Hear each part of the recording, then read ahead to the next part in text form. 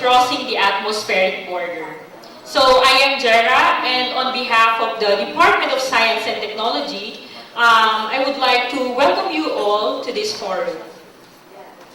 We hope you'll find our program for today to be fruitful and engaging as well. Space technology is a growing sector, and the exploration of space is becoming more global, with more countries now within reach of space more than ever before. This is no surprise, as the space exploration has fueled many opportunities and benefited all of mankind. So we are fortunate today because we have gathered here excellent resource persons. So they will talk about space on different perspectives, namely security, hazard management and climate studies, international cooperation, research and development, industry capacity building, space education and awareness. So this will be a day of productive and insightful forum. May I request everyone to actively participate in the discussion? So now, without much further ado, let us get the program going. To kick off this morning's program, we are pleased to have with us our very own Assistant Secretary Lea Buendia to deliver the welcome remarks.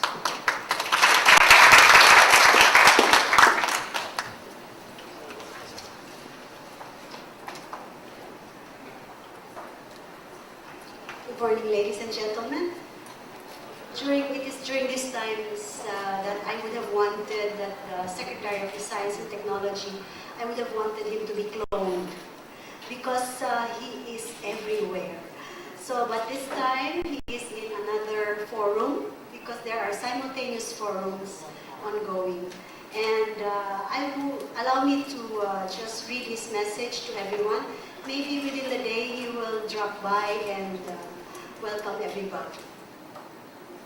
Distinguished guests, delegates, ladies and gentlemen. The holding of the National Science and Technology Week is a resolute strategy of the Philippine government to make its people mindful of science and technology in elevating their way of life. We are met this day a high point in the quest of this nation in the field of exploring the outer space. It is fortunate that in this generation, we have the capacity of achieving this.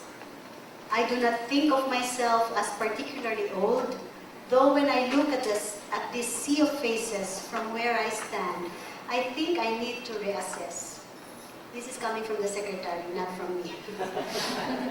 Nevertheless, I am continuously amazed by how much the world has changed ever since I left my alma mater and devoted myself and my life serving the interest of science. Cellular phones, and not just for taking calls and texts, but for emails and access to the unlimited knowledge of the World Wide Web can be provided. The Internet suddenly transformed itself from a trailblazing information provider to one of our basic services comparable to water and electricity. I can still remember sitting in a first-generation Windows computer, seeing the Internet for the very first time. A few years rewind, I like to reminisce 1969, the highlight year for space exploration. One of my memories is still in our television set and watch Neil Armstrong, Buzz Aldrin, and Michael Collins immortalize their names in the scientific history, not only of their nation, the United States, but of mankind.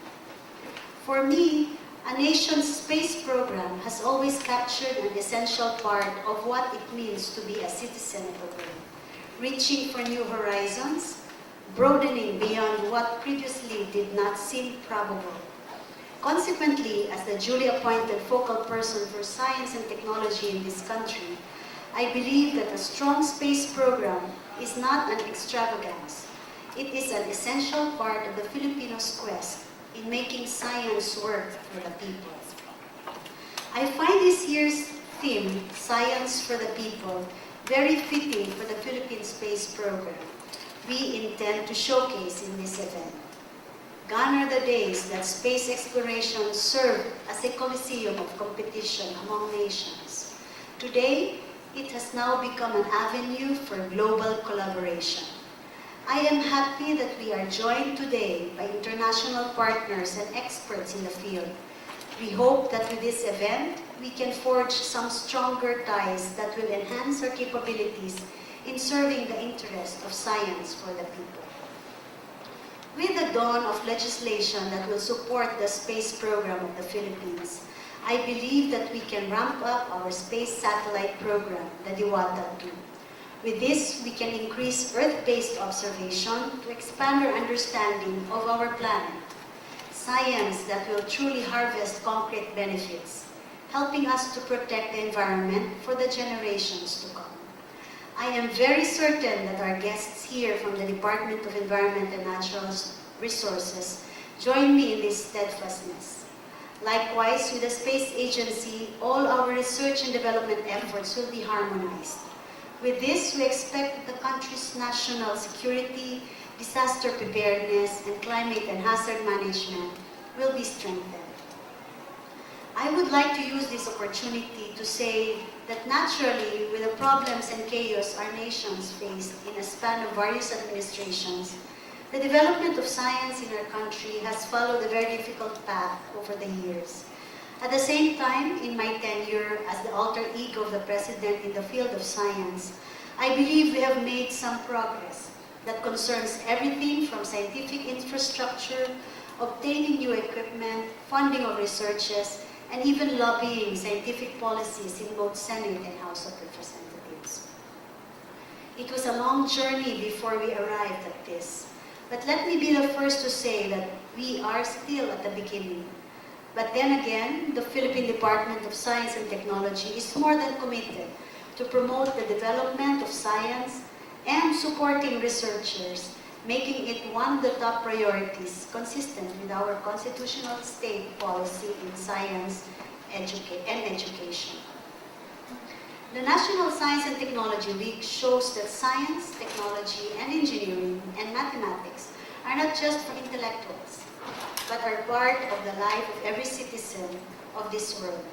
The week-long event shows how science advances our standard of living, drives modernization, generates industries and trades that creates opportunities and strengthens a nation.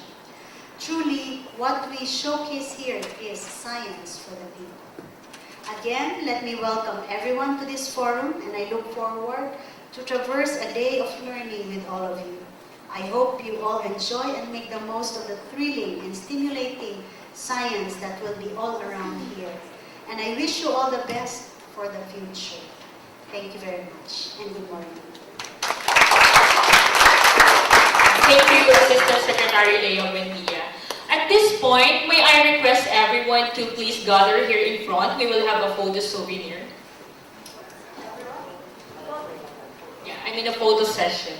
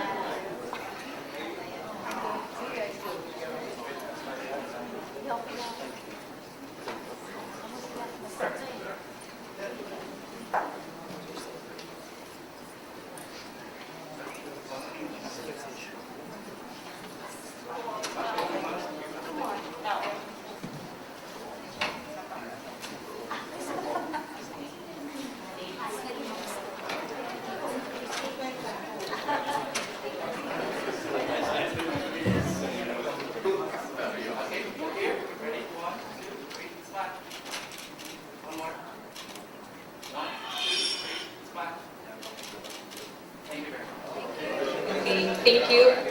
Please have a seat.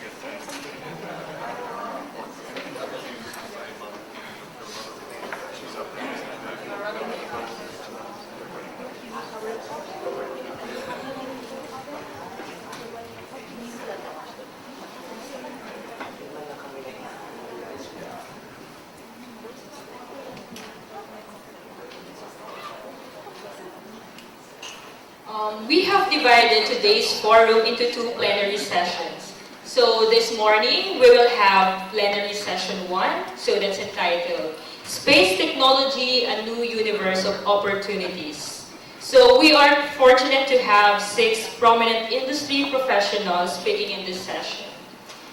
We are privileged to have as our first guest speaker today, Ms. Florence Tan of NASA. Ms. Tan is the Deputy Chief Technologist for NASA Science Mission Directorate. Her role involves surveying and assessing technology needs for the heliophysics, astrophysics, earth science, and planetary science division, as well as liaising with the NASA Office of Chief Technologists and other NASA mission directorates and NASA centers. Prior to her current role, she served for 32 years as a system engineer, designer, manager, and instrument operator for multiple NASA space flight projects. She has received numerous awards for her work, including the NASA Medal for Exceptional Achievement. A woman who has proved herself to excel in a predominantly men's field. Please welcome Ms. Florence Tan of NASA.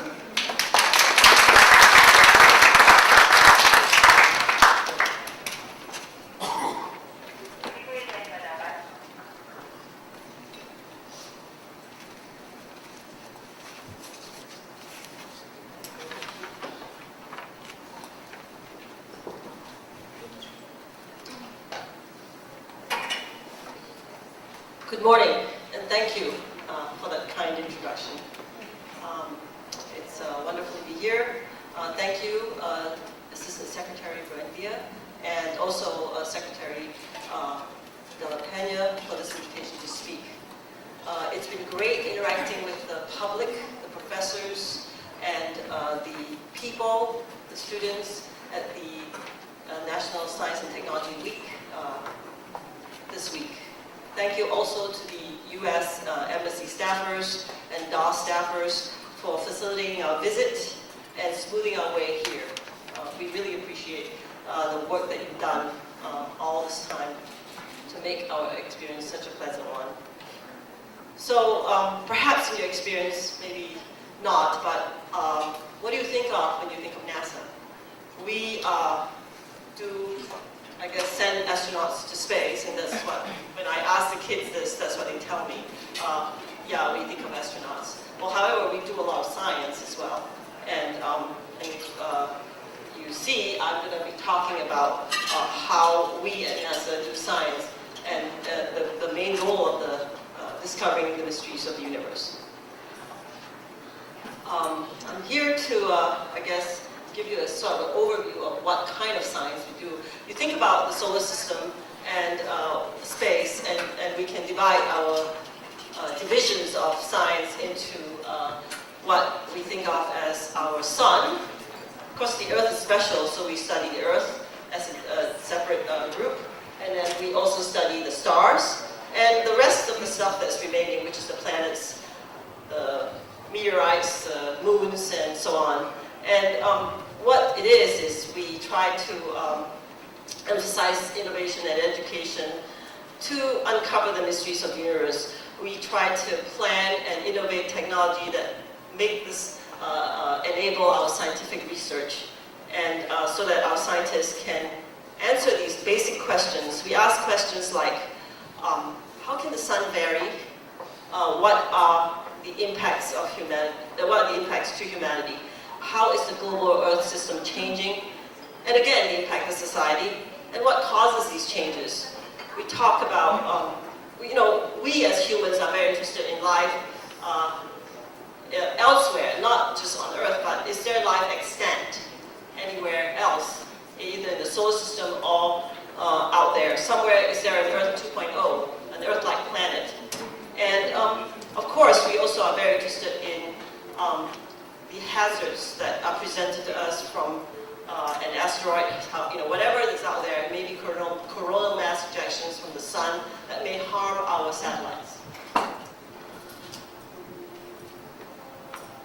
Well, these are the cross-cutting tools that we try to use to do our research.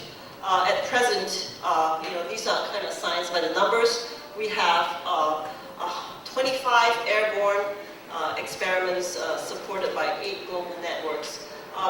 These are missions.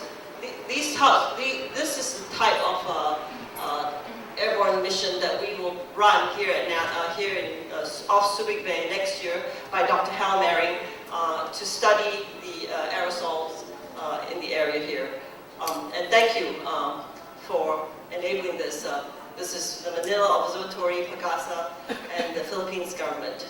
We also have 106 missions supporting on 88 spacecraft, 22 science missions on CubeSats with 15 technology demonstrations, 13 science payloads on balloons, 16 missions on sounding rockets, and we are active and innovative in trying to mature technology for all these missions. And we have over 10,000 scientists that work across the US on 3,000 competitively awarded awards for these kinds of research. To give you a scale of what's out there that we at the Science Mission Directorate has put together, the stuff in bold are the things that are going to go out, future projects. The stuff that is not bolded are the operational spacecraft.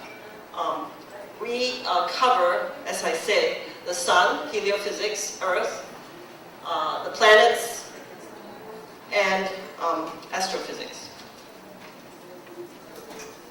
So what are the main science objectives? We have 3.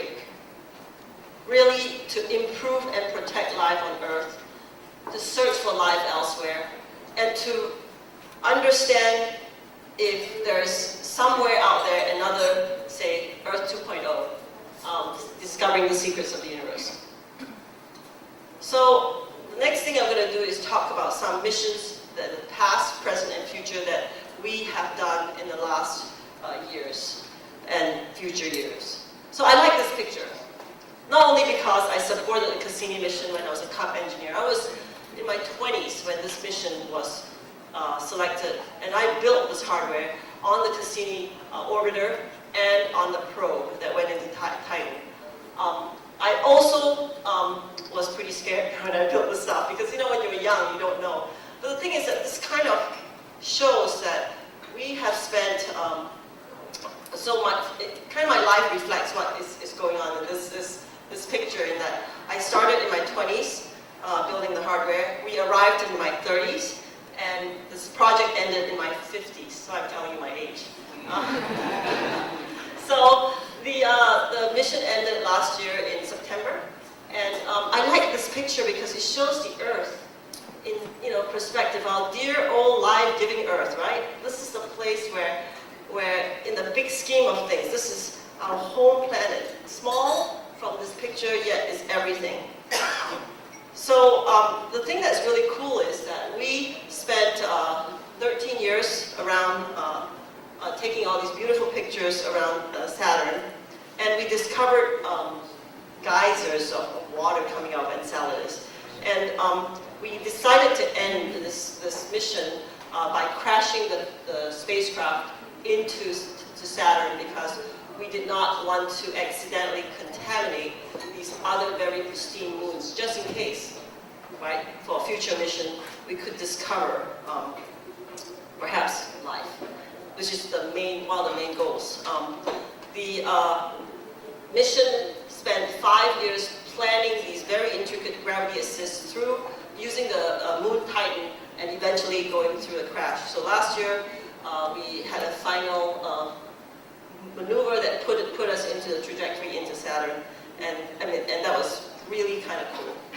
I like this. The next mission is Parka Solar Probe. This is 60 years in the making. It's the first mission to fly through the corona of the sun. We're going to be about 7 times closer to the sun than any other spacecraft, less than 6 million kilometers away.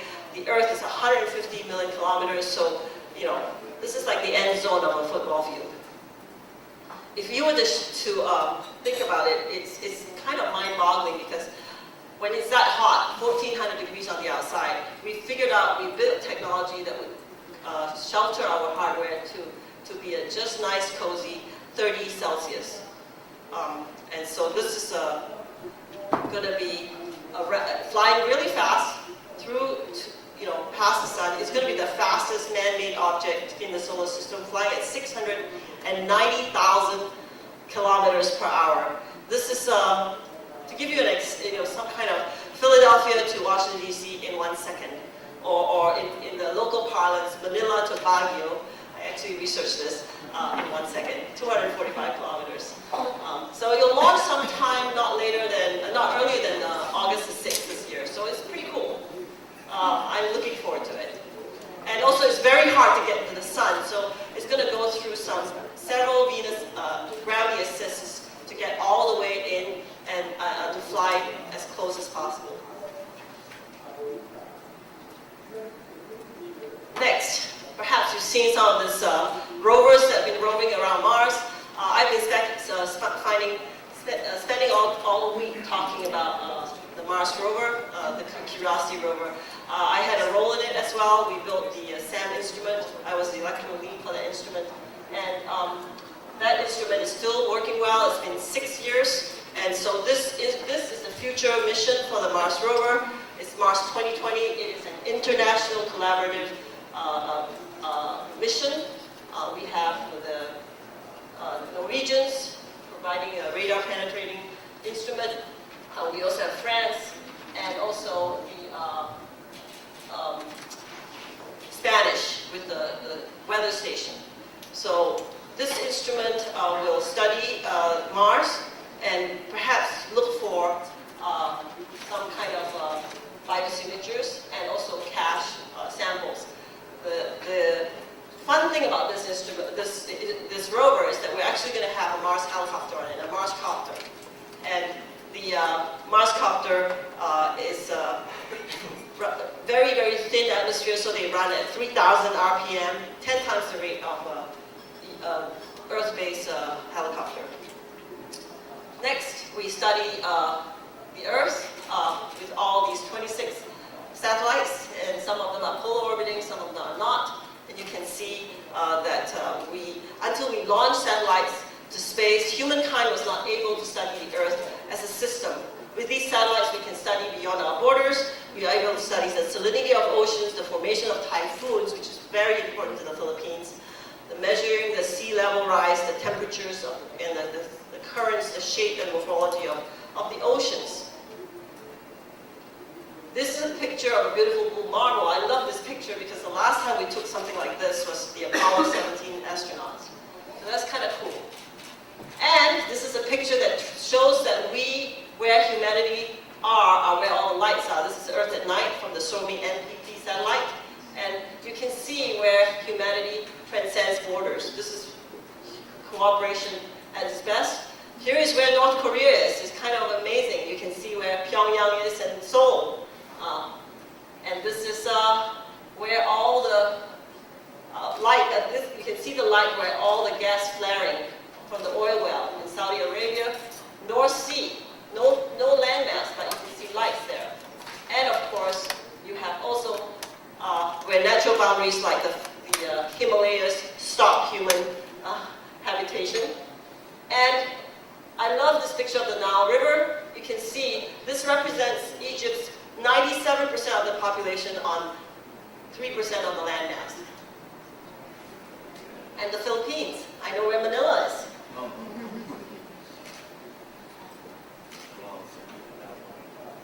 So it's a very interesting way of looking at the world when you have a satellite that can look at it. And this is more and more important with the superstorm or Baguio or Yolanda or Haiyan.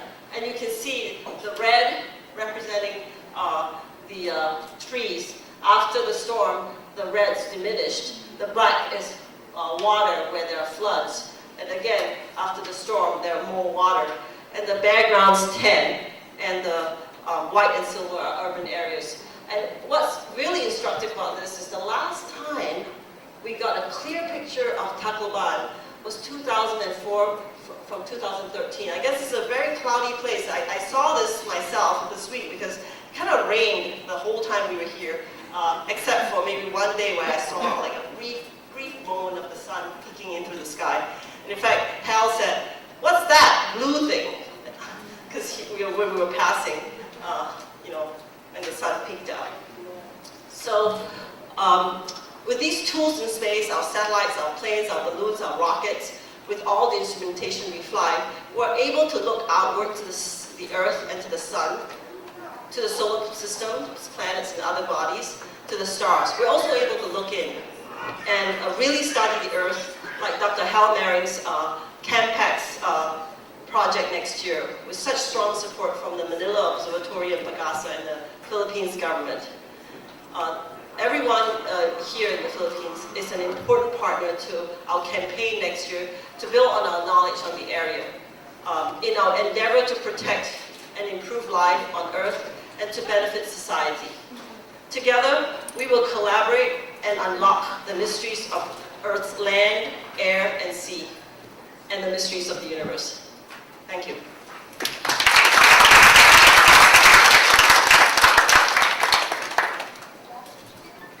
Thank you for that very informative presentation, Dr. Tan.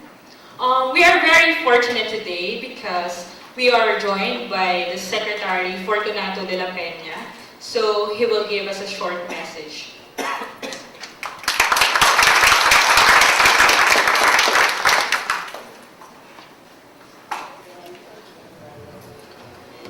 Well, this is just to extend our welcome and our appreciation to all the resource persons who will be making the presentations today. I have nothing much of substantial content to say, so let me just try to recall a few things regarding space, the universe, something personal. After I graduated from college, this was in 1969, I started working with an oil company, ESO Standard Eastern, which became ESO Philippines and later became Petron when it was nationalized in 1973 or 74. But what I remember very well regarding the universe, okay, was the Apollo landing on the moon on July 21, 1969. I remember the date very well because the following day, the newspaper's headline that man landed on the moon. On the same front page was the picture of Gloria Diaz, who won Miss Universe in 1969.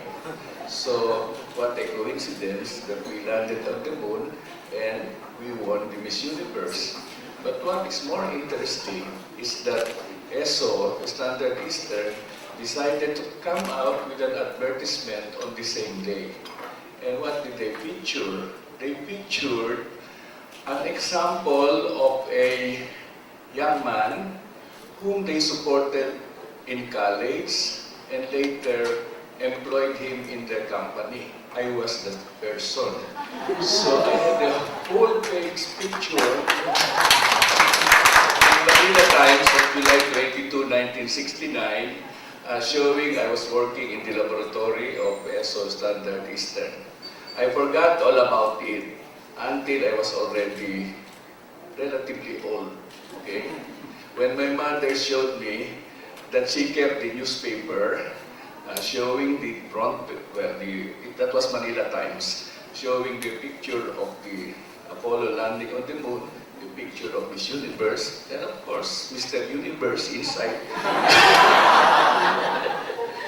So what I did is that I had it framed. So when you go to our old house, ancestral house in Bulacan, that is one of the things that you will see. In addition to my picture, which was taken in 1975 when I studied in Rotterdam, I decided not to have a haircut. And so I had a picture of a man who had long hair. But anyway, I just wanted to greet all of you. As I said, nothing substantial to contribute, but it is just, to me, very pleasant to share with you that the government has been supportive of our initiative at our Space Technology Development Program. I have shared this to many already, that when I presented our planned 10-year program for space technology R&D, I was not even asked a question. I don't know whether the members of the cabinet do not understand what I presented, but they approved. The program that we presented, it covers the R&D, the human resource development, international linkages, and the efforts to start an industry related to space technology in the country. It was a 10-year program. And so when we hear today the launching of the satellite, the microsatellite, the cube satellite, and other activities related to satellites, so that is part of our program. And lastly, I just would like to mention that my expression of joy and satisfaction at seeing the booth of NASA being overcrowded with young people who were interested to know more about it. It was always SRO whenever there was a lecture being given there, and so I would like to again thank and congratulate the organizers of that booth. So we will have I think a full day discussion on space technology featuring both international, foreign and local resource persons. I'm sure that the sharing will be very fruitful, and for those who came here really to learn and to listen, I'm sure that you will get a lot out of it. So thank you once again, and good morning to everyone.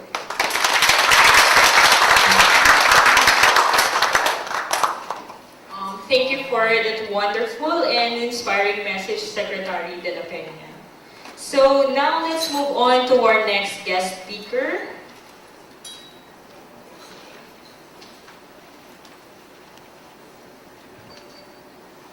Dr. Enrico C. Paringit is an associate professor in the Department of Geodetic Engineering and University of the Philippines. His research interests include satellite-based positioning systems, remote sensing, biophysical modeling applications, and environmental optics to coastal zone and watershed monitoring and modeling. Presently, Dr. Paringit spearheads the Disaster Risk and Exposure Assessment for Mitigation Program, one of the biggest, if not the biggest, R&D project supported by the Department of Science and Technology. The program aims to develop and deploy technologies to provide necessary information for early warning and advisory to communities at risk of flooding using airborne light detection and ranging technology, or LiDAR. So ladies and gentlemen, I present to you Dr. Enrico Paringit of the University of the Philippines.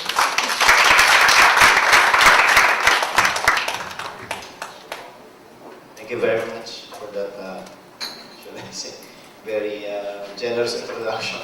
I'm following up on the two eminent speakers or guests in this morning's forum.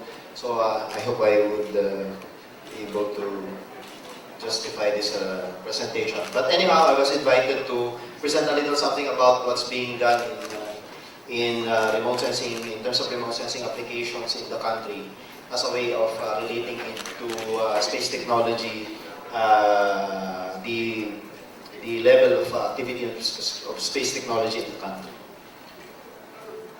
Oops.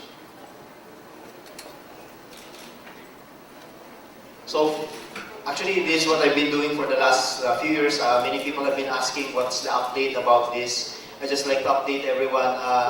The project as it is already done, but we've already covered a substantial part of the country. We're now giving out many of the data sets that have been generated from the project to various government agencies. Of course, this had found its applications on, of course, primarily on hazards and disasters, because we use this primarily to map out the most flood-prone areas. These were basically used also for resource inventory and assessment. Our colleagues from the Department of Public Works and Highways, and as well as the National Irrigation Authority, have used the data for planning out irrigation systems. I'm glad to share that many of the build projects that have been being done by the current government has been using all of the data sets that we've been generated through the years. And of course, with our engagement with local government units, we were able to also share what we generated for managing local government. So these are just some of the products that came out of the project. We generated 1 meter resolution DEMs for about, well, 1/2 to about 1/3 of the total area of the country in a short period of time. So that includes, of course, all the major rivers in the major river systems in the country, because our primary aim then was to use these products for purposes of assessing floods. So these are the kind of flood maps that we now use. Currently, we are in cooperation with the Mines and Geosciences Bureau for eventually harmonizing the maps that we produced with its counterpart from the Department of Environment and Natural Resources. So just slide through this. We also sort of use this for purposes of guiding people about what they need to do for different aspects of flood management, like for response, for infrastructure planning, for flood control, and for spatial planning. These are all made available through the public, so it's an open data. So everyone who wants to have use of the data for their own purpose can have use for it. We also have the corresponding report so that people who need to know what we've done can be guided accordingly.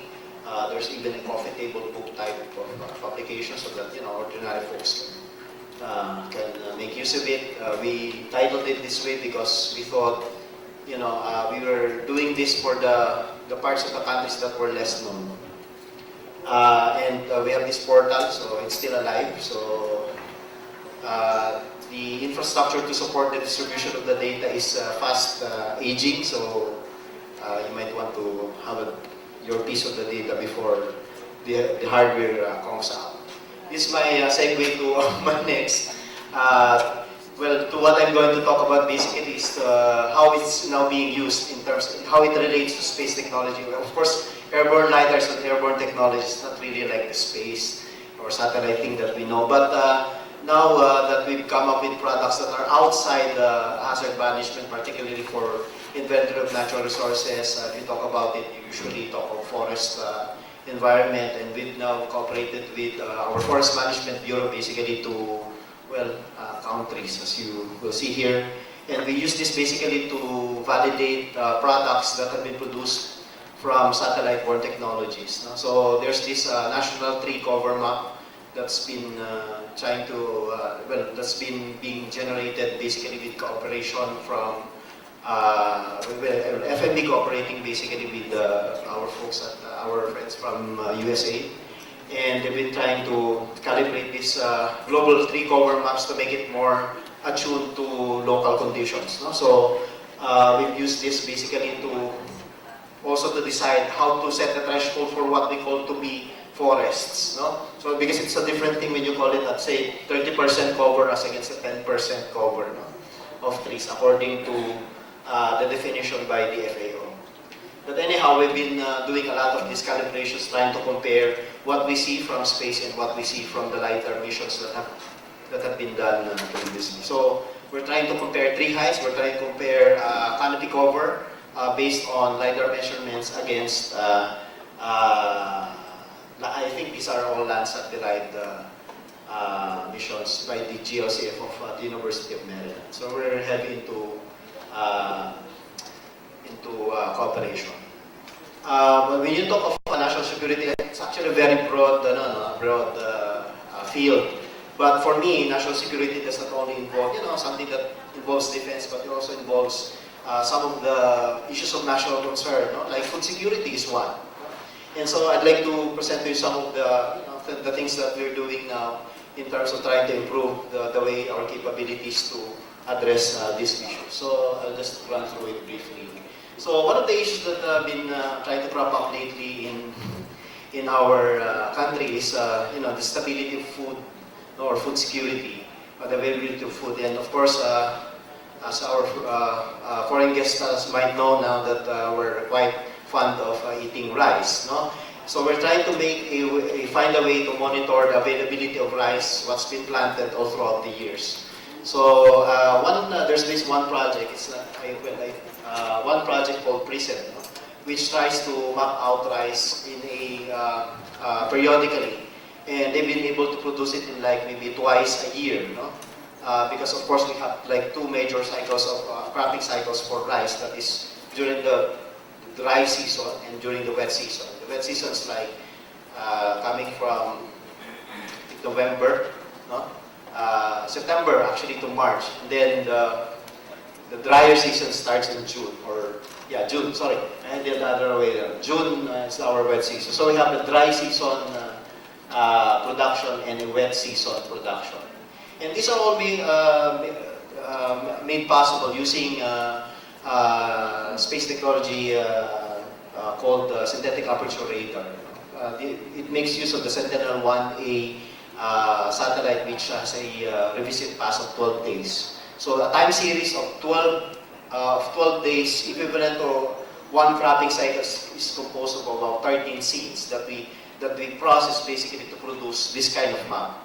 There's also a mid-season forecast that's being produced, but it's not being out in the public, no? So we use these kinds of information to basically forecast harvest, and this becomes a basis basically for eventually we wanted this to become the basis for making decisions whether we should import rice from other countries or not. So that's quite a big leap. The other improvements that we'd like to see now is to have not only a semestral or a quarterly production of these rice area maps, but also even on the cycle itself or the revisit pass of the satellite itself over the country. So theoretically, if it's a 12-day pass over the entire country, we wanted to produce a sort of a 12-day refresh of the rice area map. But that's quite formidable, not in terms of the availability of the data, but because of the computing requirements needed to produce a 12-day refresh rate. Of course, we also make use of this synthetic aperture radar data to monitor flooded areas. So we've been using this for quite some time now to monitor, say for example, the progression of the spread of the flooded areas from one part of the river towards another part of the river. So this shows basically the span of time of the spread of the flooding in this particular river basin here. So we also try to compare it with numerical simulation models of flooding events, as well as with water level sensors that are installed in this particular river basin. So we're making use now of combinations of satellite imagery as well as water level sensors and numerical models, hydrologic models, basically to infer the spread of flooding. So if you look at it closely, this is quite a very flat area, so you really don't know where the water is going unless you have access to this wonderful satellite imagery which has a resolution of about 20 to 20 meters over that period. We also did some interesting work on trying to monitor damages from armed conflicts using high-resolution images. So basically, there was this armed conflict that went in Marawi City. That's located down south in Mindanao. This is just a summary of what happened there.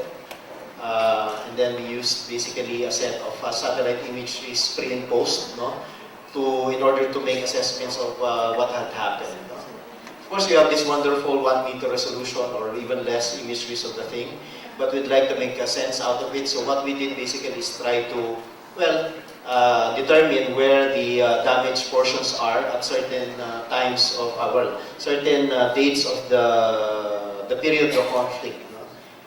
Essentially, it started in May, and well, it was declared free of the armed groups, the resistant armed groups, by October of that year.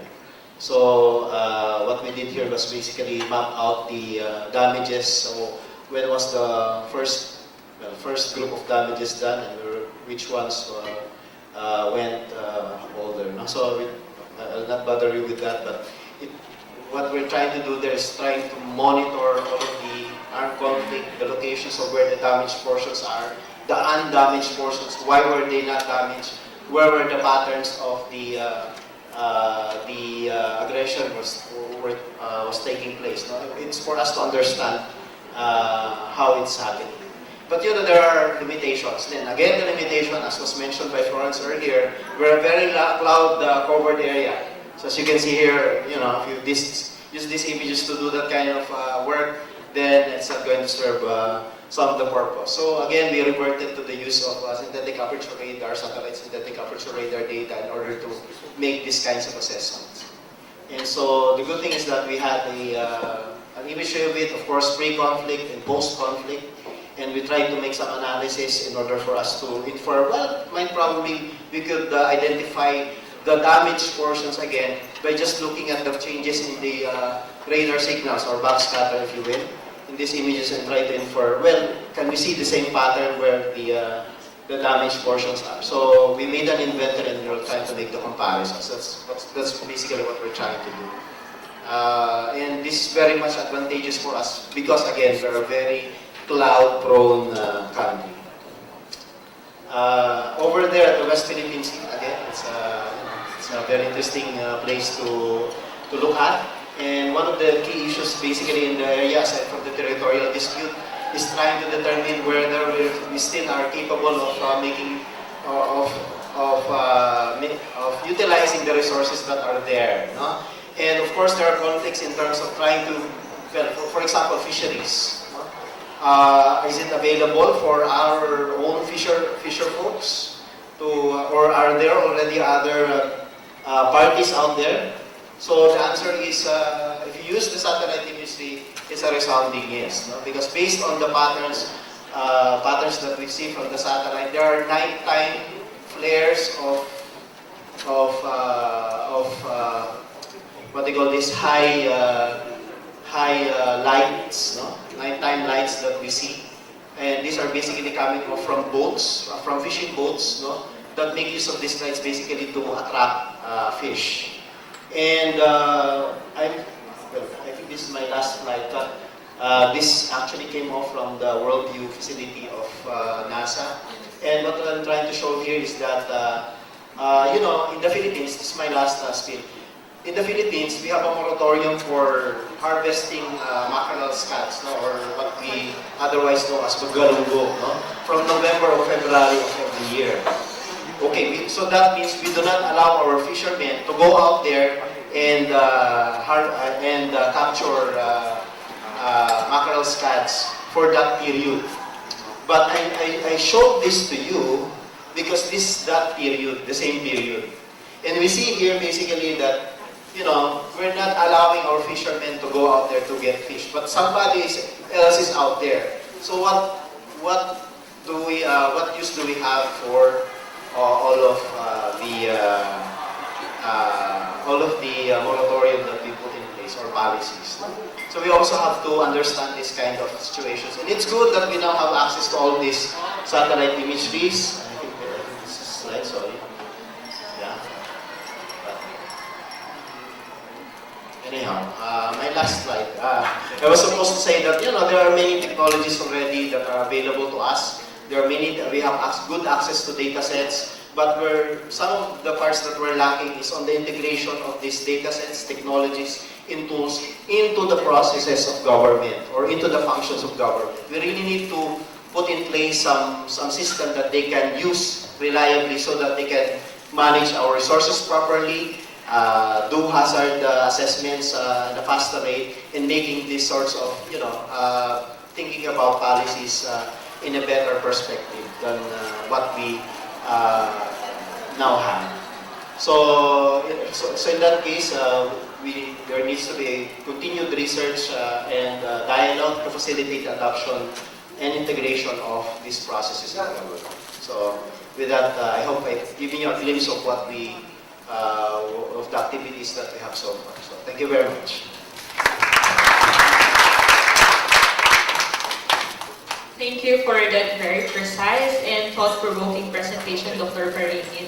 And of course, for your continuous support to the department.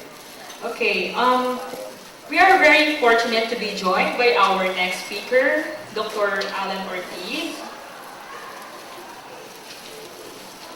Dr. Ortiz is the president or CEO of Broadband Connectivity Network, a broadband or internet service provider. He has held various chief executive positions both in the government and in private sector. Among others, Dr. Ortiz has served the Philippine government as Assistant Director General of the National Security Council. Currently, he serves as Board of Trustees of the Philippine Science High School, a founding fellow of the Foundation for Economic Freedom, and President of the Philippine Council for Foreign Relations.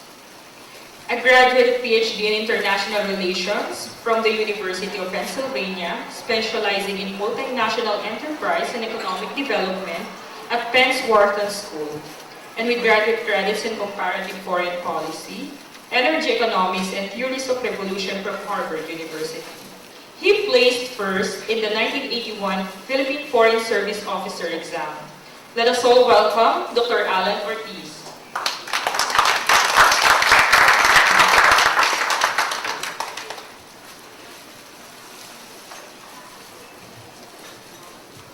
Maraming salamat.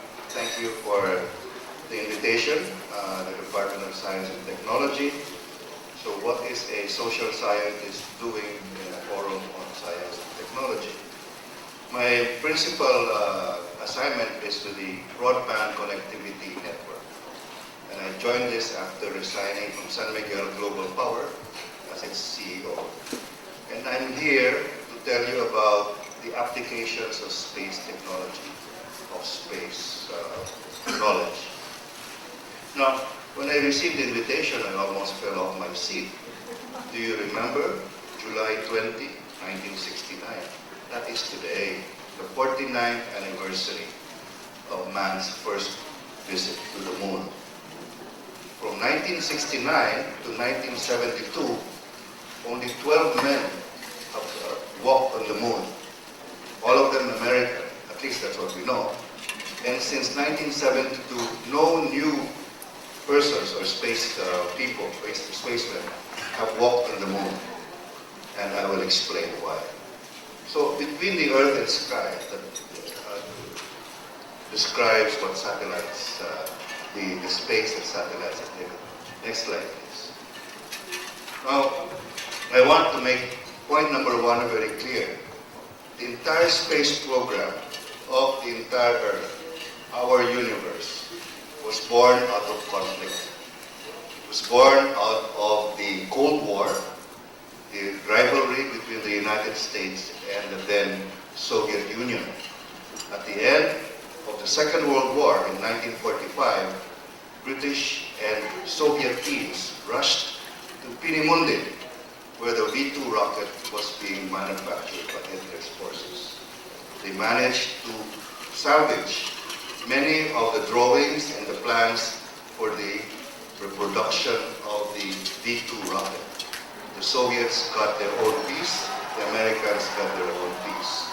And together and separately, they competed to be the first country to send a satellite into space. That is the origin of all space discovery, the age of space exploration, very clear.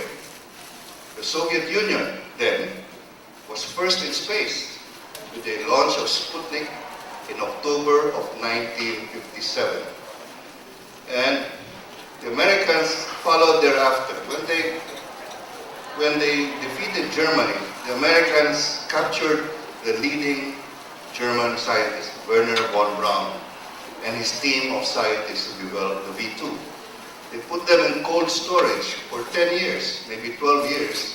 But when the Soviet Union launched Sputnik in 1957, Werner von Braun and his group were activated to develop the Ranger, then the Jupiter, and finally the Saturn V rocket that launched the Mercury, the Gemini, and the Apollo missions, culminating in the, not culminating, but resulting in the apogee of space exploration, which is the sending the man on the moon. So Armstrong said, one small step for man, a giant leap for mankind. Fast forward to the present, the launch of the Diwata satellites is one small step for the Philippines, but we must not rest on our laurels. We must move forward very quickly because the world has moved forward very quickly as well. Okay, point number one, the space program of everybody was born out of conflict. The motive was to defeat the other country. The motive was to be first in the moon and other parts of space. Okay? But that motive declined when American resources were depleted by the Vietnam War. And space exploration, the Mercury, Gemini, and Apollo missions became very expensive.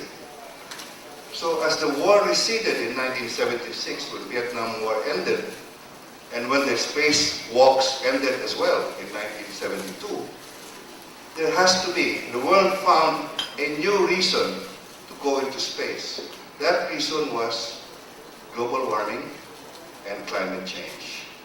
Okay? I'm just tracking the world historical context in which our own space ambitions must be situated. So, with the denouement in budget, we have budget cuts, spacecraft disasters, global wars. The people turn to inward space, inward Earth, by setting up the space shuttle, the Voyager for outside explorations, the Hubble telescope, and orbital stations, international space stations. We became closer to Earth because all we had out of a decade of moon or lunar explorations were a pile of rocks and a lot of knowledge with no practical applications. The world moved forward in the 70s, in the 80s, and now we find ourselves using space technology to solve the riddle of global warming and climate change. But the Cold War ends, global warming consciousness begins, the new age comes to us. Cell phones, the internet, and the rise of the machines. Just 10 years ago, 11 years ago, the world saw the beginning of what I call the greatest weapon we have ever devised, greatest weapon of mass disruption. That weapon is the cell phone, the smartphone, not the ordinary Nokia phone, but the smartphone, which allows us access to the internet wherever we are, and makes possible the age of fintech and cryptocurrencies, the age of, next slide please, the age of the fourth industrial revolution, and I will come to that. My topic here is national security and space technology. In 1988, I was invited by the Cory Aquino administration to reinvent, to restore, to resurrect the National Security Council, which up to that time was a purely military undertaking. And my mandate was to incorporate economic security, food security into the understanding or into the message or into the definition of national security. So national security is an all-encompassing notion or concept today. Any international or national activity undertaken by our country or by any country in pursuit of peace and development is part of national security. It is a mandate to look into everything and to use all possible means, including space technology, to solve our country's problems. That is where I'm heading towards.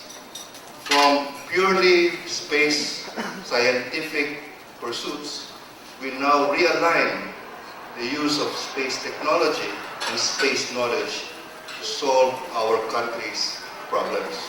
That is my proposition today.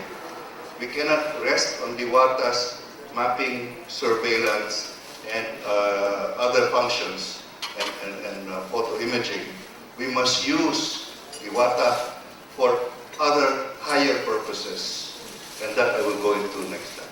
So we must now look at poverty. If the former Cold War focused on supremacy, our war, I define, and I propose, is our war against poverty. We must eradicate poverty from the Philippines, and it is possible. When I first joined the National Security Council in 1988, I used to visit Kuala Lumpur twice a year for a regional security conference. And I met Mahathir, then Prime Minister, and now Prime Minister again. And we redefined security to include all of these things. But more important, we thought that, more important, Mahathir launched Malaysia 2020 in 1990. I was there when it was launched. During that period, 1988 to 1990, the poverty incidence in the Philippines, in Malaysia, and in Indonesia were virtually the same. 46% of our country was considered poor. Because of Malaysia 2020, they created the Malaysian Cyber Corridor, all other aspirations. They moved out of tin and moved into manufacturing. I checked the poverty incidence in Malaysia last December. From 46%, they were able to reduce the poverty incidence to 1.7%. Incredible. It is possible to eradicate poverty in this country using space technology and other means. Indonesia came down from 46% to now 9% poverty incidence. The Philippines, as usual, lagged behind. Our poverty incidence came down from 46% to 26%. Kulelat na naman tayo. Alright? So I am proposing that instead of, Diwata is good, but we must move beyond Diwata very quickly because of the next slide. This is where we should be. We should use space technology for various undertakings. Rural development for internal security. This is where Diwata is. Diwata, we must use it for disaster and broadcast alert, which we are doing now. We have these very noisy alarms telling us that they're going to be flooding when we already know it. And but these are the other activities that are possible using space technology. And then we have, of course, the maritime, military communications and domain awareness for external security. Okay? We want to go beyond imaging. We want to go beyond mapping. We want to go beyond surveillance and use space technology to eliminate poverty in the Philippines. That is my strongest proposition. Next slide. But where do we find ourselves? The rest of the world is moving, marching forward very quickly into what is called the fourth industrial revolution. This is real. And as the definition explains very well, We are now in the world of robotics, artificial intelligence, nanotechnology, quantum computing, biotechnology, the Internet of Things, 3D printing, and autonomous vehicles. That's where we are. At least that's where the rest of the world is. Where are we? I'm not sure. I think we're still in the second industrial revolution. The first being the mechanical, the steam engine. The second being chips, computer chips. The third being computers itself. The fourth is in this scheme of things, defined by Dr. Schwab in January 2016's World Economic Forum. That is where we are. In the rest of the world, that is where the Philippines ought to be.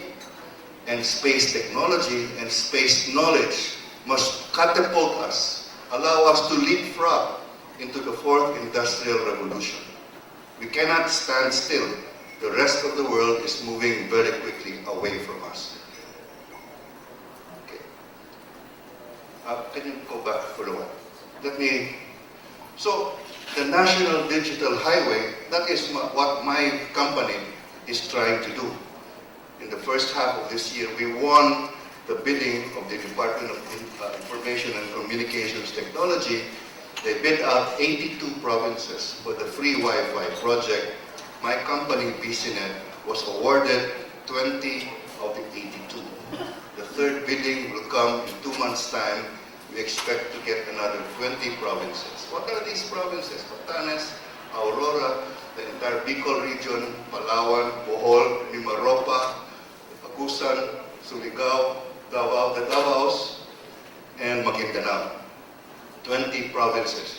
We, using our hybrid, nautical, terrestrial, and celestial highway, the digital broadband highway, will allow our government to provide free Wi-Fi to all citizens of the Philippines, and in addition to allow normal people, companies, schools, there are 45,000 of them that have no access to internet, to finally, in the remotest areas of the Philippines, to access the highway, the digital highway. That is what we are doing, and we are using satellite technology to bring that information. We are now in the age of voice, video, and big data. We are not a telco. We are not going to be a telco because cellular technology is so 20th century. We need to move wirelessly and be part of the fourth industrial revolution. Let us not rest on our laurels and stay at the Diwata level, at the Leo level. Let us move to the next level. Our challenge is to launch our very first satellite. Ladies and gentlemen, of all the countries in Asia, we have 0 satellites, geo-satellites. Kulelat na naman tayo. Look how many satellites Japan has. And half of those satellites are used for military and security purposes.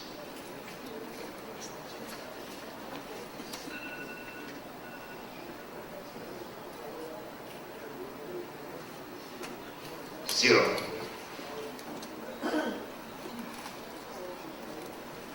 We have an opportunity here to bridge the gap, to leapfrog into the fourth industrial revolution. But our Department of Science and Technology, our Department of ICT must wake up and allow us to launch our very first satellite. In the period of the Ramos administration, we were assigned by the ITU 7 orbital slots. We have lost all 7 because our ICTO, not the ICT, and our DOST failed to re-register and to notify the ITU that we are still interested in these 7 orbital slots. In the last 3 years, we have been talking to owners of orbital slots and asking them, how much will it cost to lease an orbital slot? Well, there are some groups that are in the business of, for a down payment of $1 million, we're talking to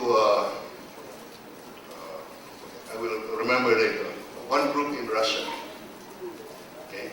They have a satellite orbital slot suitable to our location. It costs $1 million down payment and $2 million a year for 15 years to rent or lease an orbital slot. Intersputnik. We're talking to Intersputnik. Okay. They are intergovernmental but not United Nations. They are commercial. They own several orbital slots. Okay. And it will cost us $33 million to rent an orbital slot for our only satellite. And we haven't gotten to that stage yet because we have not registered our own interest in. 98 degrees is directly over the West Philippine Sea, but it's now occupied by China.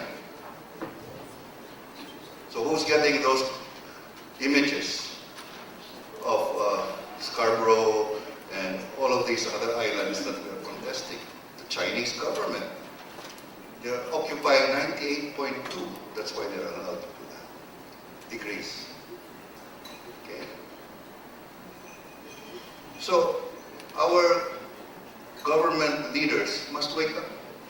The fourth industrial revolution is here.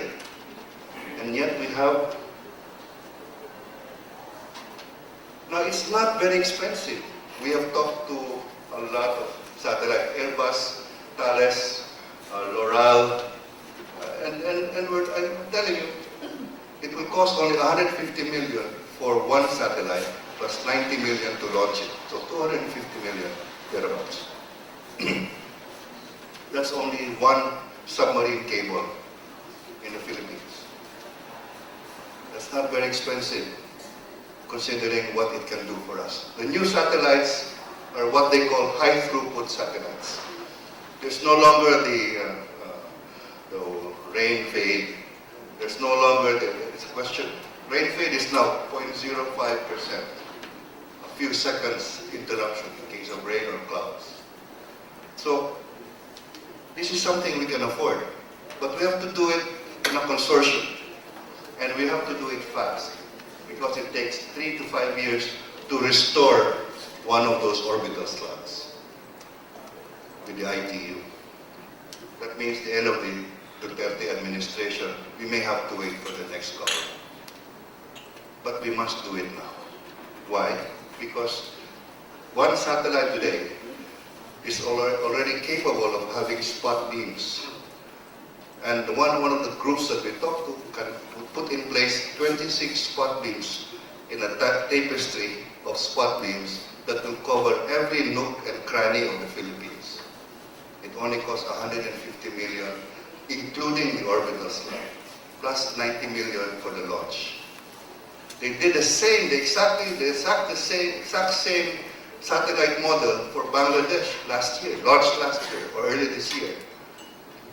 It cost the Bangladesh government $1 billion. You do the arithmetic. We know why when you deal with the military in any country. So from 250 million, it became $1 billion. If we do it now, if we do it right, we can do it for much less. Next slide, please. So what is to be done? We must create a Philippine Space Agency that is under works. This Philippine Space Agency will engineer, design, and help launch our own Philippine satellite. That is an imperative. We've done with federalism, we've done with BBL. Let's have a space agency that will take us to the fourth industrial revolution. Develop a new generation of engineers, scientists. We know this. It's not expensive. It's not cheap. It's quite expensive. We don't have a nuclear scientist leading our nuclear research institute. He's a geologist. Our leading geologist is leading our nuclear. We have no nuclear scientists.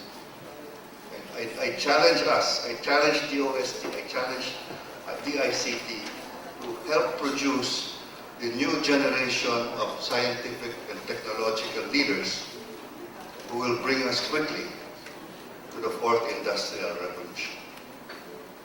Next. I think it's my conclusion. I have said this already in the beginning. our knowledge is goes far beyond our modest capabilities in mapping, surveillance, and weather forecasting. It is good, these are our first steps, but we need to take giant steps if we want to catch up with the rest of the world, and more importantly, if we want to win the war against poverty using our weapon of mass destruction. End of quote. But I quote Albert Einstein, my favorite quote. Thank you very much.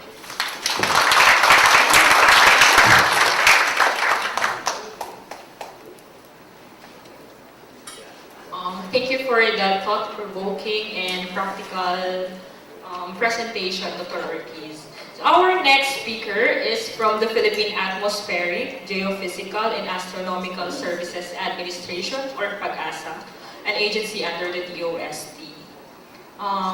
Here with us is Ms. Thelma Cinco, who is serving the interests of science for the last 29 years, both as meteorologist and climatologist. She is currently serving the Philippine Atmospheric Astronomical Services Administration, or PAGASA, as the Assistant Weather Services Chief of Climatology and Agrometeorology Division. She is also the Chief of the Impact Assessment and Application Section. She is actively involved in different research studies on climate change and served as focal person in the project of Southeast Asia Climate Modeling. Please welcome our very own Ms. Thelma A. Cinco.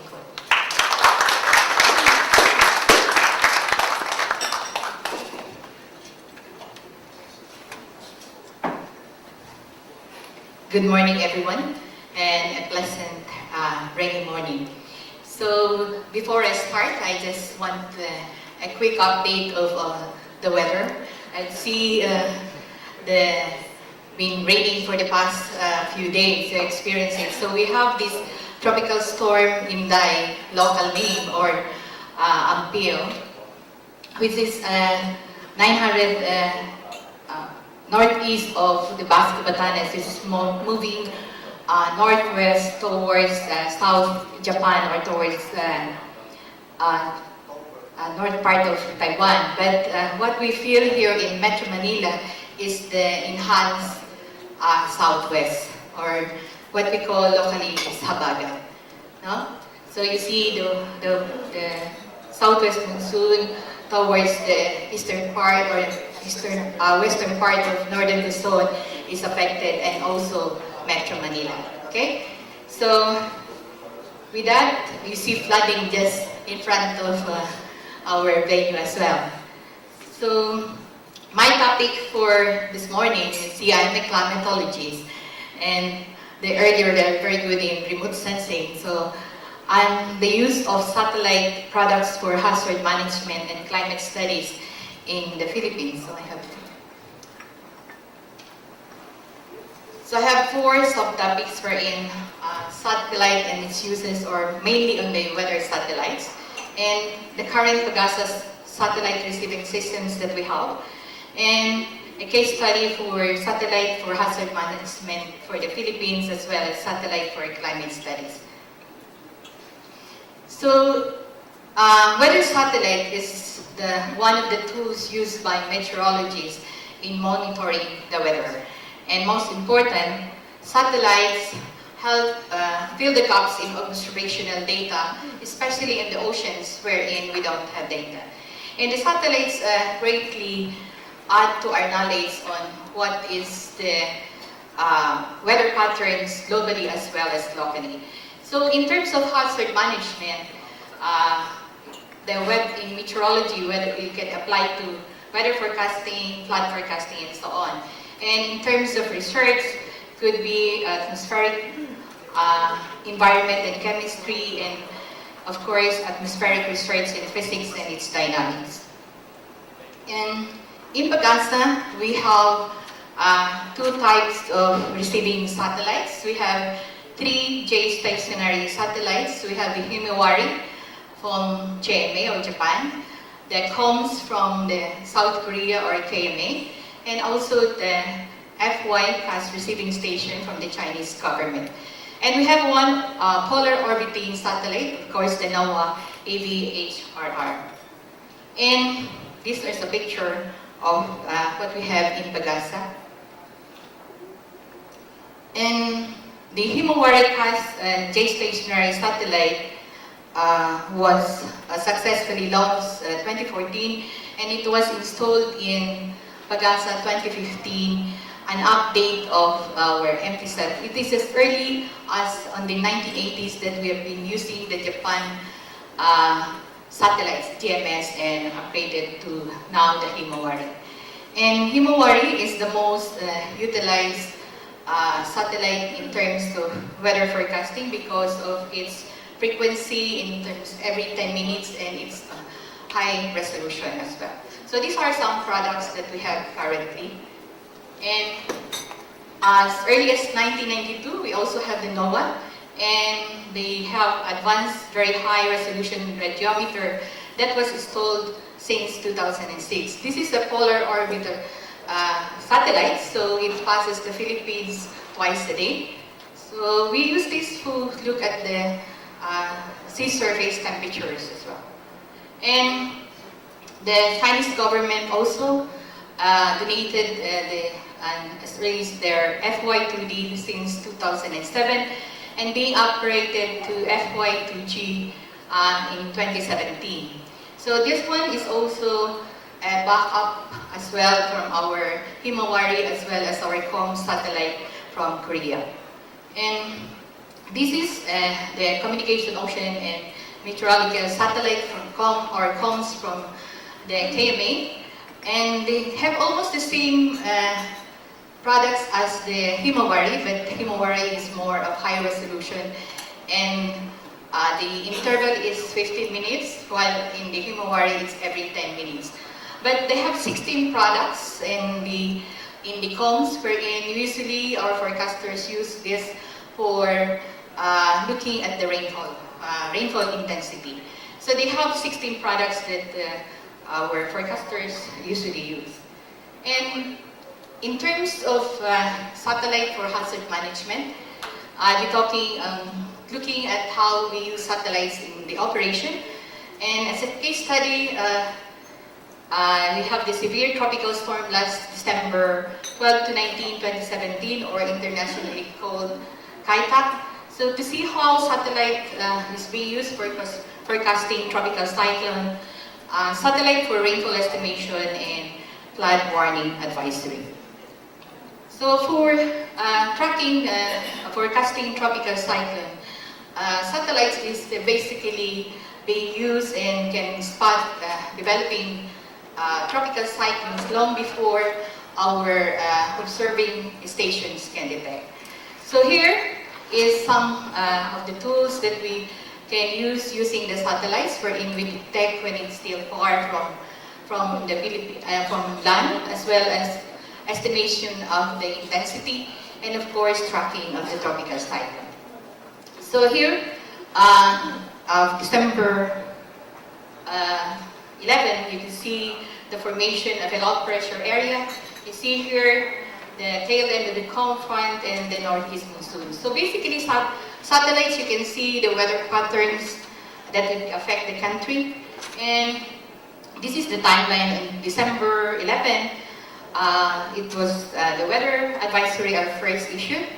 And December 12, it is developed into a tropical depression, and severe weather bulletin was issued.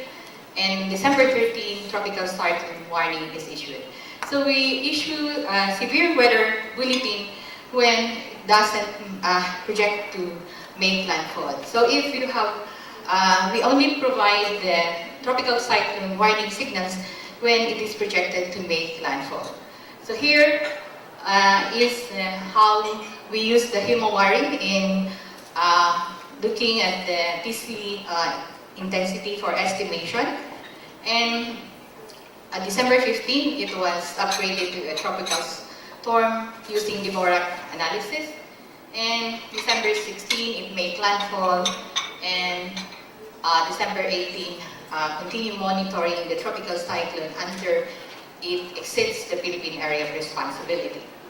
Now, in terms of satellite for rainfall estimation, Pagasa also issues heavy rainfall warning, because tropical cyclone warning signals are basically based from winds. So for the people to react on the ground in terms of rainfall associated, we issue the heavy rainfall warning.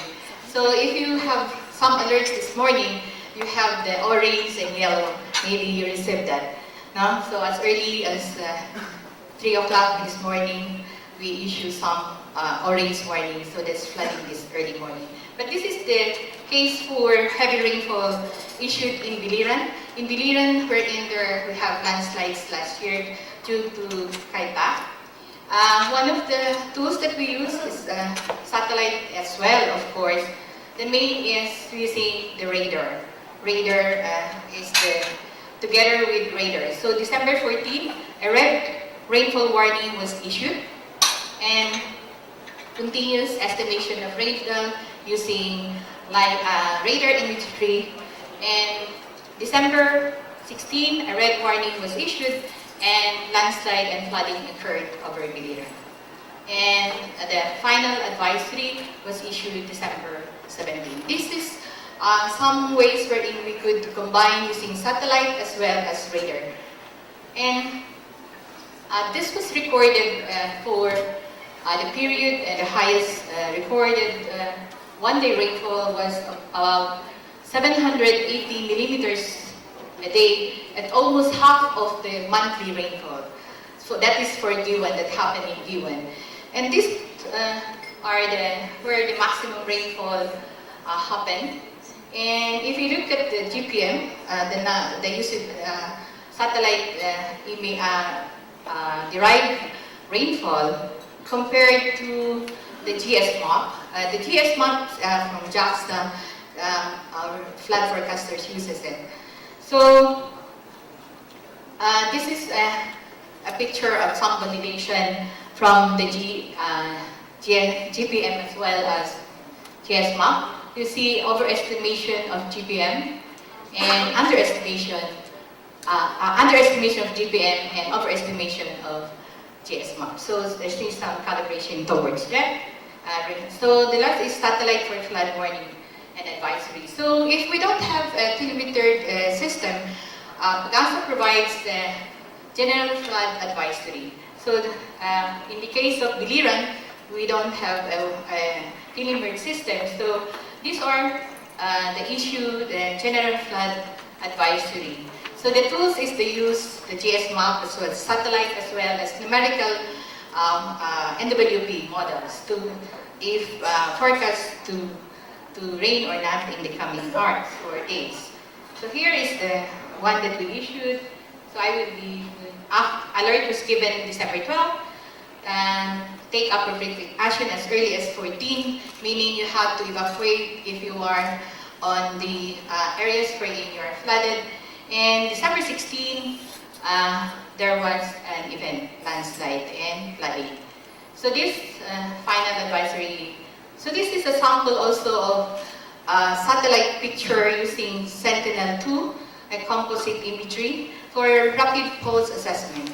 So this one is the area in Naval Biliran, and this is the area before, and if you can see after, you see the violet flooded area. So satellite can also be used as a basis for rapid assessment for areas being flooded or have damages.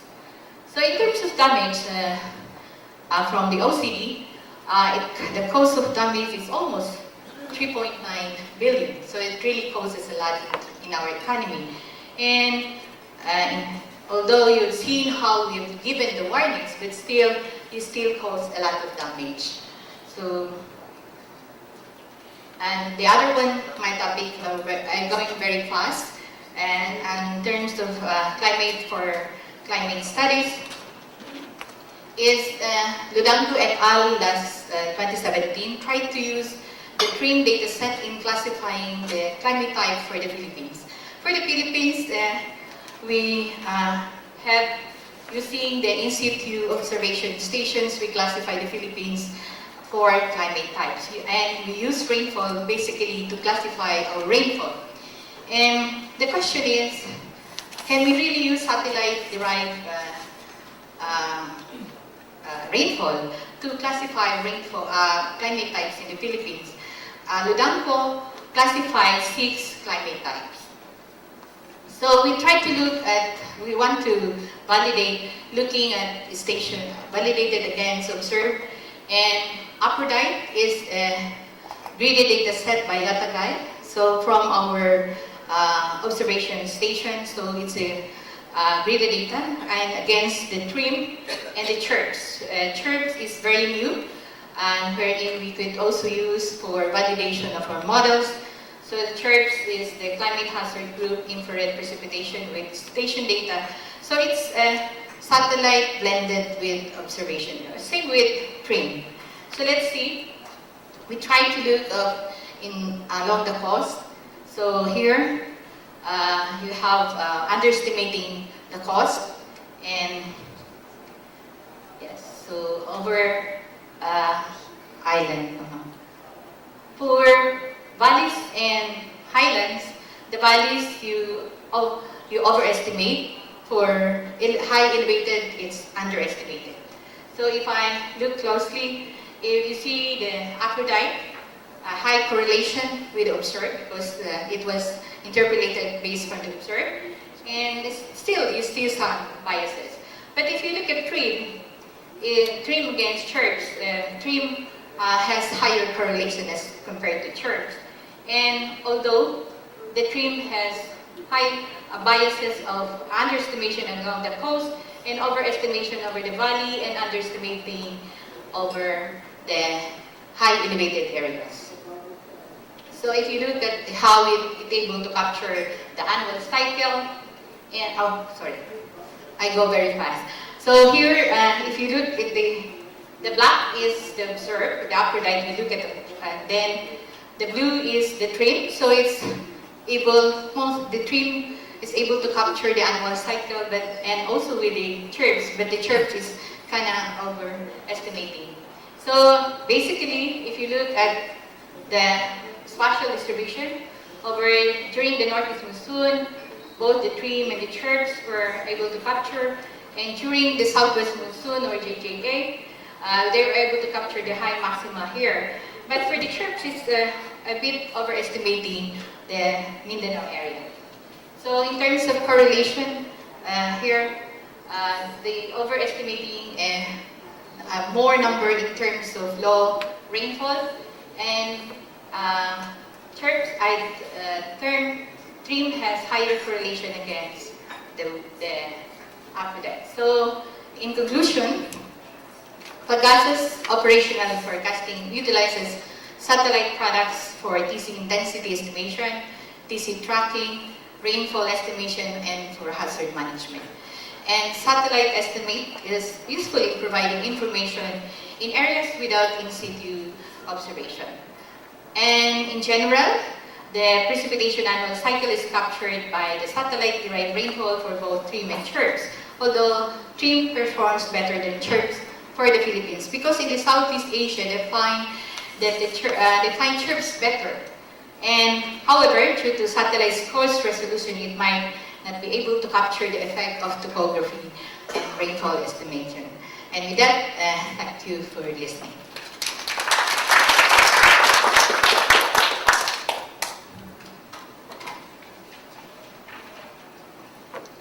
Thank you for that thorough and informative presentation, Ms. Seiko. Our next speaker is from Thailand's Geoinformatics and Space Technology Development Agency. Ms. Raksina Lectano has been working at GISDA for 10 years, where she spearheads coordination between GISDA and space agencies in other countries. She was granted scholarship by the Royal Thai government to study her Master of Public Administration in England.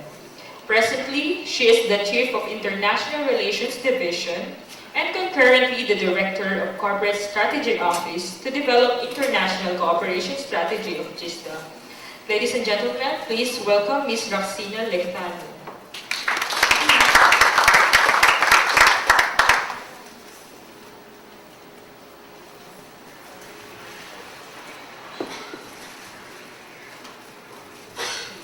morning, distinguished guests, ladies and gentlemen. Before I'm talking about my presentation, I would like to express my sincere thanks to the Philippines, to the England, to the USA, to the Russia, to the Laos PDR for sending the rescue team to Thailand to save the 12 boys and their football coach. Special thanks to the international cooperation that made this mission possible. We do appreciate the cooperation from other countries. Thank you very much. And okay, let's get back to my presentation. When we was invited to talk about international cooperation for space. So my presentation will focus on the cooperation in Asia Pacific because I think that is close to us, especially for Philippines and Thailand. Okay, my presentation will be divided into 3 parts. First is about the charge to change the world. Is the reason that why we need the international cooperation, and next is about the existing multilateral cooperation that we have in Asia Pacific, and the last part will be how to strengthen the future of cooperation.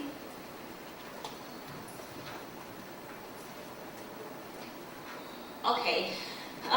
This is called Charge to Change the World. This is the concept decided by the Professor Somjit, the former chairman of DOST-STII. He has his thought is about when we do anything about the space program, not just think about what would you like to do, but think about what to deliver. What is the value of the space program that we are going to do? So think about the impact that will happen, and then he focused on this chart. It's about the 3 things concept. He said that before we work, we have to think about what we have in hand, what we need, and what others have, and what to do, and then mix together, and then you can go on with your program. And because in Asia Pacific, as we know, we have very limited resource. Some may be the non-space country, some is emerging space country, some is foreign space country. So that's why we need to cooperate with this basic. All right. And as we need platform to do together, so luckily we have the existing multilateral platform. I divided into 2 categories. The first one is intergovernmental cooperation, and the other is voluntary cooperation. Is there anyone who not familiar with this cooperation? Great. So at least you know about it, okay? The first one I would like to talk about is about the UNSCAP. They are intergovernmental cooperation that are focused on space application that run by the research program. UNSCAP have many state members, but the mechanism may be difficult for some countries to cooperate with. And we have APSCO. APSCO is a wider coverage than UNSCAP. They not focus on only space application, but it's about space objects also. But the member may be less than 10 countries. And we have ASEAN SCOSI, that is the cooperation among ASEAN countries with 10 members. Okay, limitation of ASEAN SCOSI is maybe about the mechanism as well, when we have to develop the cooperation with the dialogue partner. Maybe they take more than years to achieve or to get the result. Okay, another cooperation is about voluntary cooperation. We know about the APSR, which is the forum that open to anyone to participate. We have ARS, that is the association that focus on the conference, and they give credits to the scientists that present. We have ACGS Association, for example. However, the existing multilateral cooperation have some limitations, and of course, they have some challenge. I will show you what challenge that we are facing with. This is the challenge of the space cooperation in this region. We have global trend that maybe climate change, SDG, poverty, space debris, something like that. We have the conventional practices that maybe we just come together, talk, and go, and what else? Okay, let's see next year. Okay, political overview, I will pass this one. I think you can think about it, but it do exist really. Okay, development gaps. Okay, that like I said, because Asia Pacific is very big area, so we have like many kinds of countries. Okay, players. Previously, the space technology maybe belonged to the government sector only, but currently we can see that more participation from the private sector, from the university, from the academia, something like that. And okay, frontier side, basic side is the challenge that we are facing.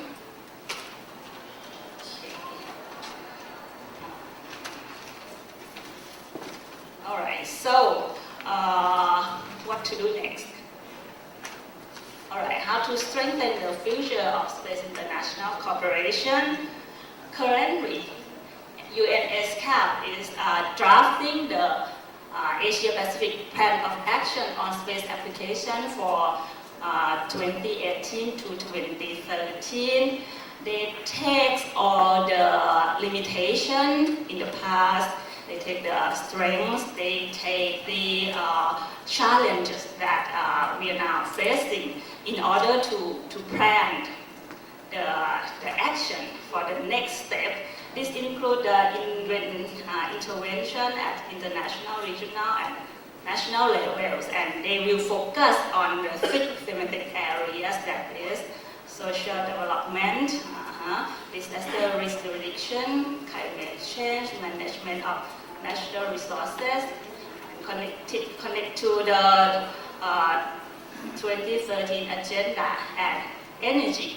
And as I said before, that maybe the difficult for the international cooperation, maybe the mechanism to drive the project or to drive the program. So in this plan, they will identify means and modes of implementation, planning, report, and include other stakeholders, not only from the government sector, but try to include and engage all stakeholders to this plan, especially for the implementation. And the last one is about formalized obligation. They try to formalize to the member states, to the donors, and to the stakeholders.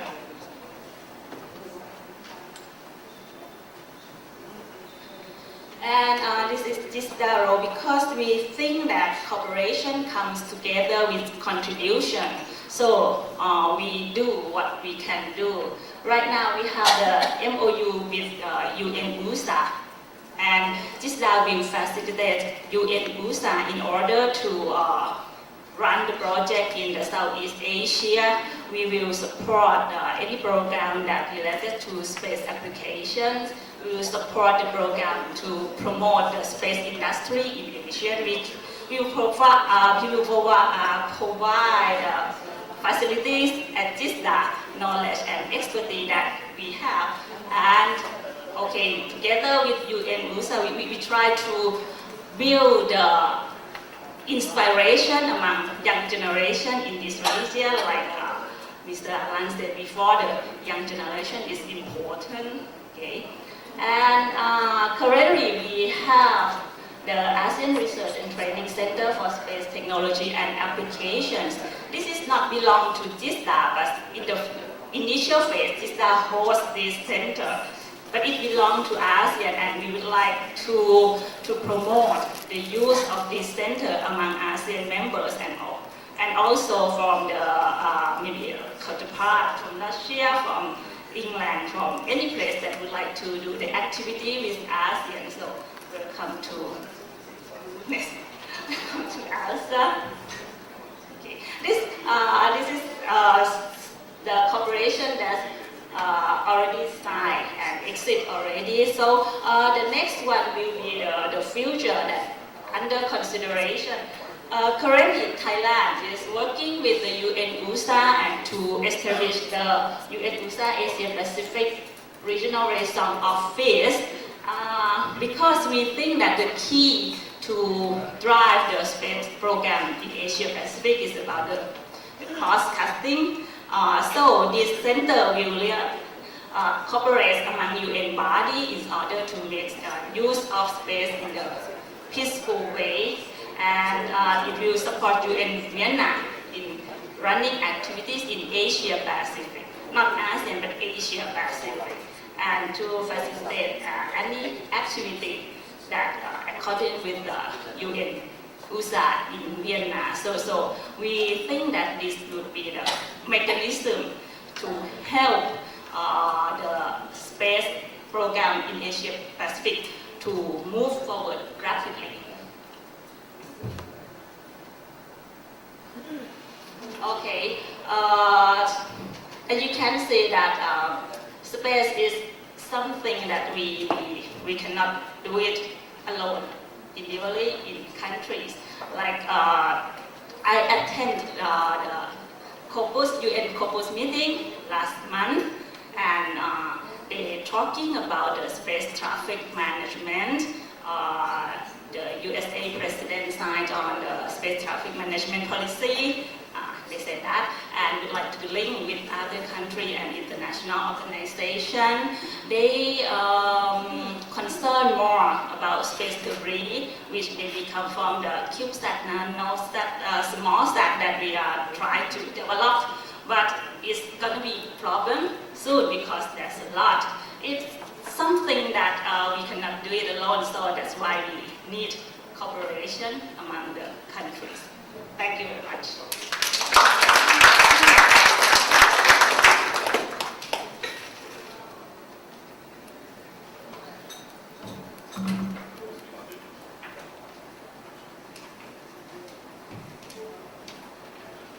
Okay, thank you, Ms. Lektan, for sharing with us international perspective on space.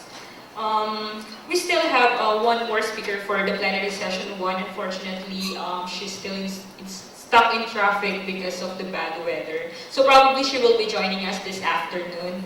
So before we move on to the next part of the program, allow me to acknowledge Assistant Secretary Emmanuel Galvez of the DOST-STII, who was the head of the Philippine delegation in the Beauty Space high-level segment. Okay. So far, we have witnessed 5 presentations. So they discuss about the climate and hazard management, national security, space technology, and international cooperation. So at this point, I would like to pass on the floor to Mr. Paulo Lumbatan, who is the head of the Financial Management Services Division of the DOST. Mr. Lumbatan will be moderating the question and answer portion of this forum. So, let us welcome Mr. Paulo Lumbatan.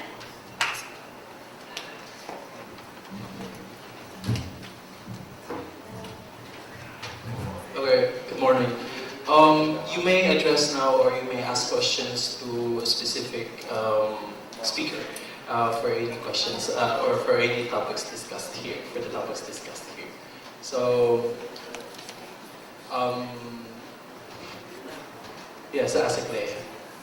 Let's start the ball rolling. I'd like to know from NASA. NASA is here. Oh, yes.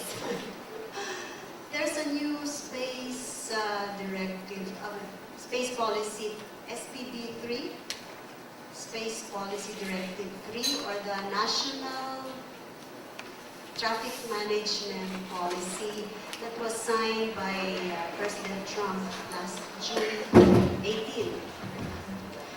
And we'd like to know the scope and breadth of this space policy and how would it impact the other space satellites or whatever out there. Especially, like, for example, the Philippines was just starting to do space technology. So my job within NASA is technology, and we are certainly aware that we have an arm for the policy within NASA. I can get back to you on the details of this space policy, but I would defer to my colleague here. Yeah, as it's a policy question, we're happy that the embassy, U.S. Embassy, is happy to sort of take questions and answer on that. I personally have not read the space policy in full, but I'm happy to get back to you any information that you'd like to know on the rollout of the policy. All right. Thank you for that, sir. Yes, Attorney Galvez, please.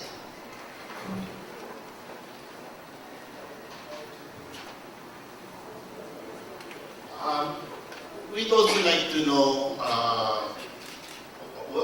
I'm Attorney Manny Galvez. I'm the Vice Chair of the Task Force on Space Development of the Department of Science and Technology. I'd like to ask also representatives from other space agencies. Of course, since we're sending out cube satellites and microsatellites, one of the points that was raised during the COPOS was the fact that there is need to standardize technology on how to distinguish the microsatellites or the cube satellites from space debris. Given how small they are and how the microsatellites and the nanosatellites do not have the same technology in determining whether they are active satellites or not. Are there any actions done by other space agencies regarding this matter, and how can we, for example, with using the time model, how we can move together so that there will not be any problems regarding this matter, as far as our Thai counterpart on that matter? Okay. Anyone from the space counterpart?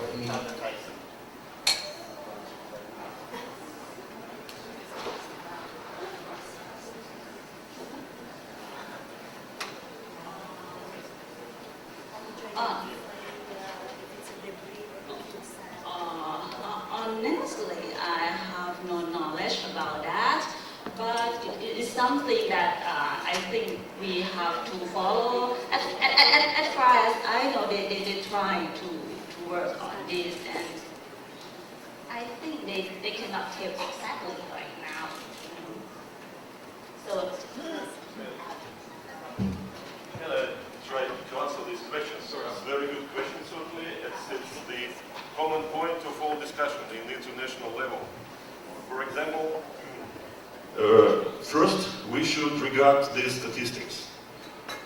Chinese are the first in the space debris.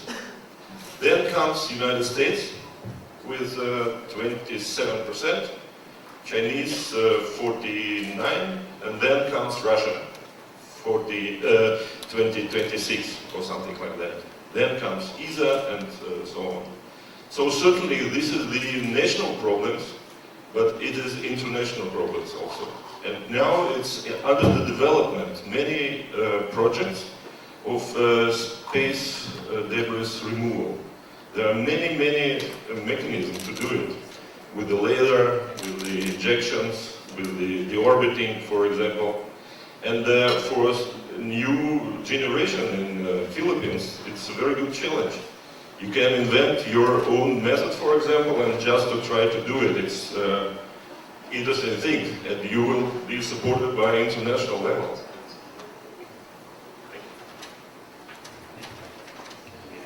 for that. So, any other question? So I represent a commercial company building small satellites in the UK, but I can talk a little bit about what we do and what the United Kingdom does in this respect. So being a small satellite manufacturer, we include technologies that essentially support removal of the spacecraft to the end of orbit. And also, UK government has, like many governments now, have implemented legislation to make sure that anyone from their nation acts responsibly, so that we cannot export or we cannot provide or launch a satellite without meeting the international guidelines to take spacecraft out of orbit, not to create debris. And most nations now have these type of procedures in place to meet the international guidelines. One thing that we are involved with in my company is we just launched a satellite called Remove Debris, which actually demonstrates a number of European technologies to remove debris actively from orbit as well. Because the problem is not just new satellites, the problem is also existing material. And so the mission called Remove Debris was just launched from the space station and will demonstrate how you can remove objects from in space using several different technologies. And also it tests some technologies to remove spacecraft themselves from orbit. For instance, the orbit sail that increases the amount of drag and removes the spacecraft.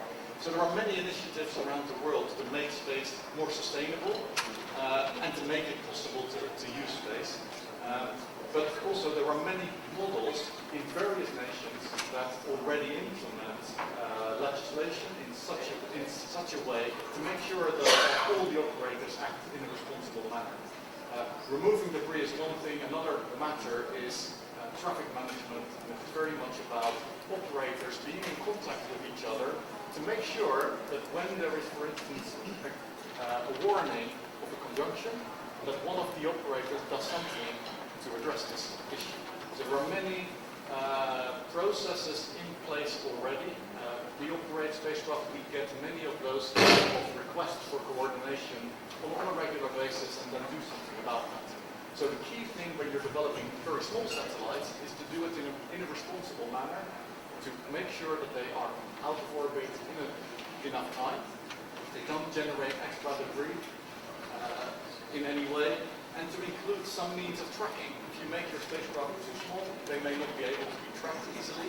If you have no propellant on board, you may not be able to maneuver out of the way in case there is a collision. And so it all comes down to a risk assessment by the government over what its actors are actually doing in space. So there's something like 500,000 pieces of debris floating around, and speeding at 17,500 miles per hour. So it's something that NASA takes very seriously, and we have an orbital debris awareness. Certainly with the space station doing these orbital maneuvers, you have to deal with that kind of danger of something even the size of 1 centimeter causing damage to the space station and endangering the astronauts' lives. And these are international astronauts. It's not just the US, it's Russia, it's all European nations, some Asian countries. Everybody has a stake in this. Having said that, the Air Force, I think, actively tracking orbital debris that's greater than 10 centimeters. There's something like 23,000 pieces out there. You're absolutely right that the policy now is there's actually a deorbit policy for every small sat that we launch. I think the number is 25 years, and you must deorbit after 25 years at the least. Most spacecraft that we launch deorbits faster than that. So it is a policy that should require cooperation between all people. I think there was a test by the Chinese where they exploded, they shot a defunct spacecraft, and that created huge amounts of orbital debris that caused consternation across the industry. And this is something I acknowledge you said. So I think people are more aware. Maybe that's something that we should all be. Awareness is something that will help when you think about a solution. So that should be a strategy, policy of sorts amongst nations. Thank you. Thank you, sir. Any questions? Yes, sir.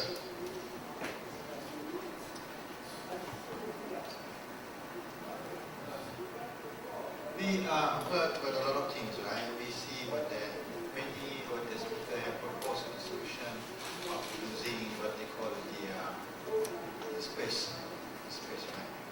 But the main hot topic for today is on how to implement SDG, right?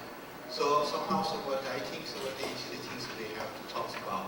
So I want to hear what the views from the Russian delegation, how would they implement with the space, with the technology or space policy, or to address SDG in Russia. I want to hear from you.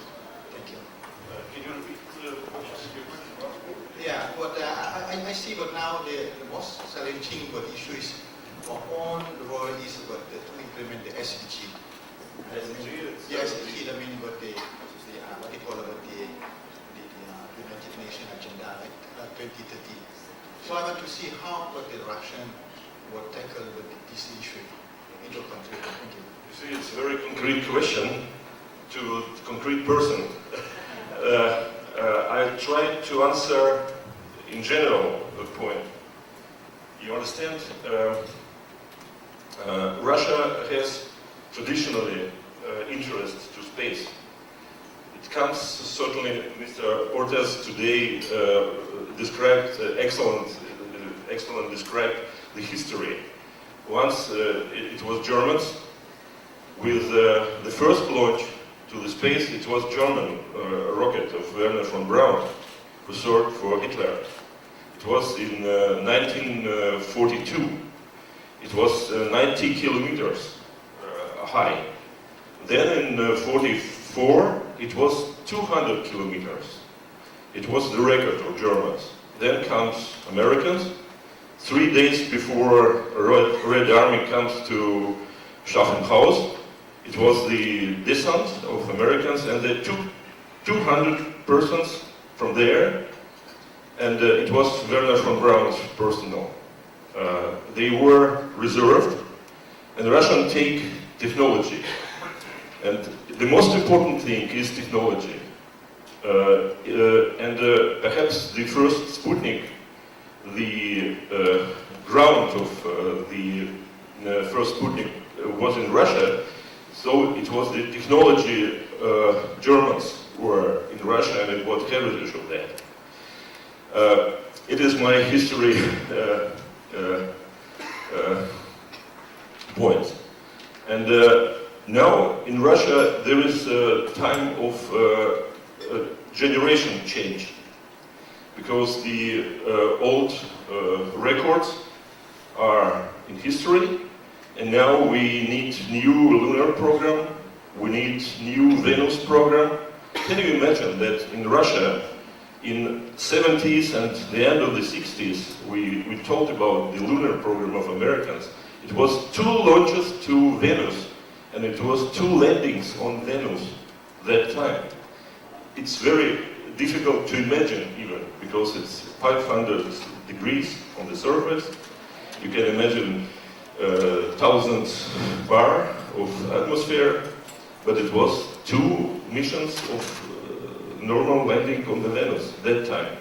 So now we should come for the second stage of development. And certainly we estimate all this international program that you mean as a challenge for us, and it's a very good point to join it. We are in cooperation with Americans, with colleagues from NASA for Venus, for example. We are cooperated with ESA, and we are very eager to cooperate with the emerging economy nations as Philippines, as ASEAN lands, and we are here to talk about it. It is not the answer on your questions, but just trying to answer. So we are very eager to do it in the international level.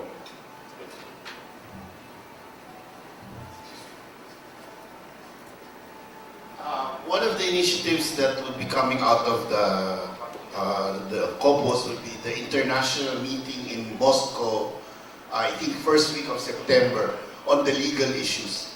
And that is precisely what is going to be done, to discuss all the ramifications of the COPOS initiatives, and all I think that the head of that, the legal subcommittee is a Polish ambassador.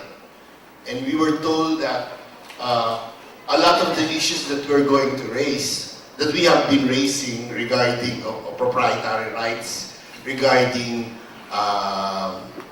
arbitration procedures in case of conflict between private entities and government, and also a lot of the issues regarding the actual technology that will be used in individual satellites and how they are going to be identified as such, given how big or accurately how small they are. Those will be tackled during that meeting. And I think the Russian government is taking the initiative by hosting that event. Okay, I will entertain one last question. Ms. Louie. Hi, good morning to all. So my name is Louie. I actually have two questions. The first one concerns about the long-term sustainability of our space explorations, about the space debris and traffic management out there. But I think the good gentleman from the United Kingdom and Florence were able to address those things, so I'm good with that. My number two question is directed for Florence.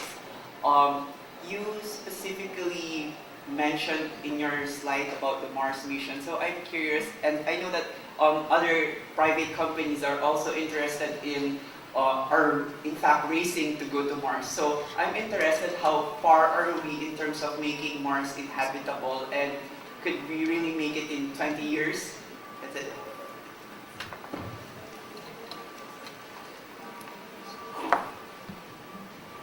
So back in 1991, President Bush the first, the father, did a study on humans going to Mars, not inhabiting, just going.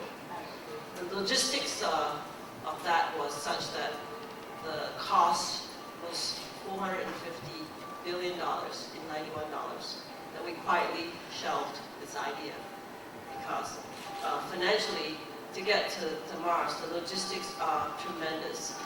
To support a human versus to support a robot.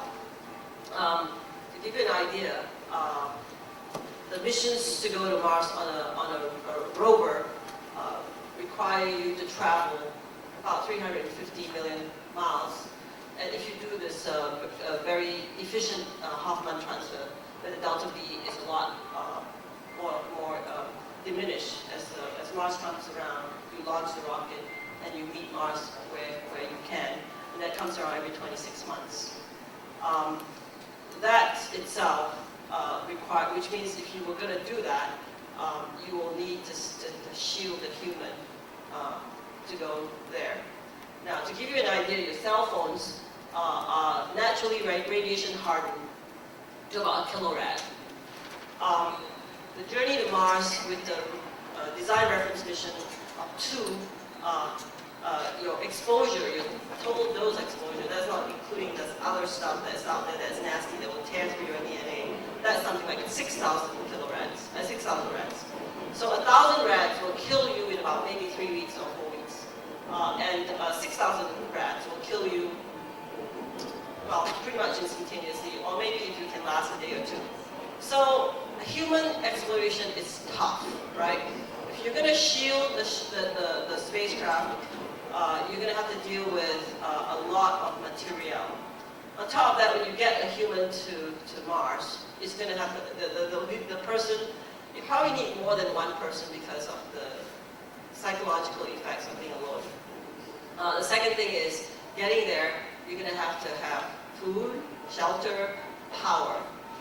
So all that require advanced flights to land, and you have to land really carefully. You can't just land parts and pieces of material every which way, because when a human gets there, you'll still have to get to all your stash or your cache.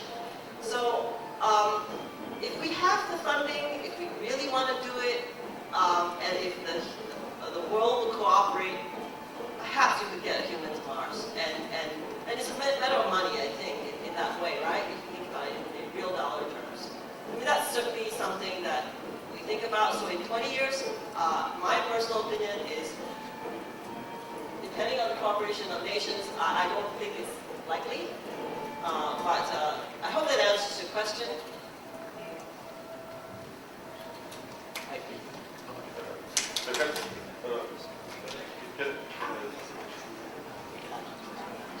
Mars seems interesting. Right. Last 2 or 3 years, it was very wide discussion about the possibility of flying to Mars.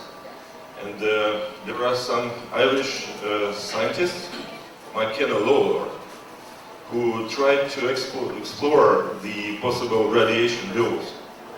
And so she thought that it will be Dad who will journey to Mars.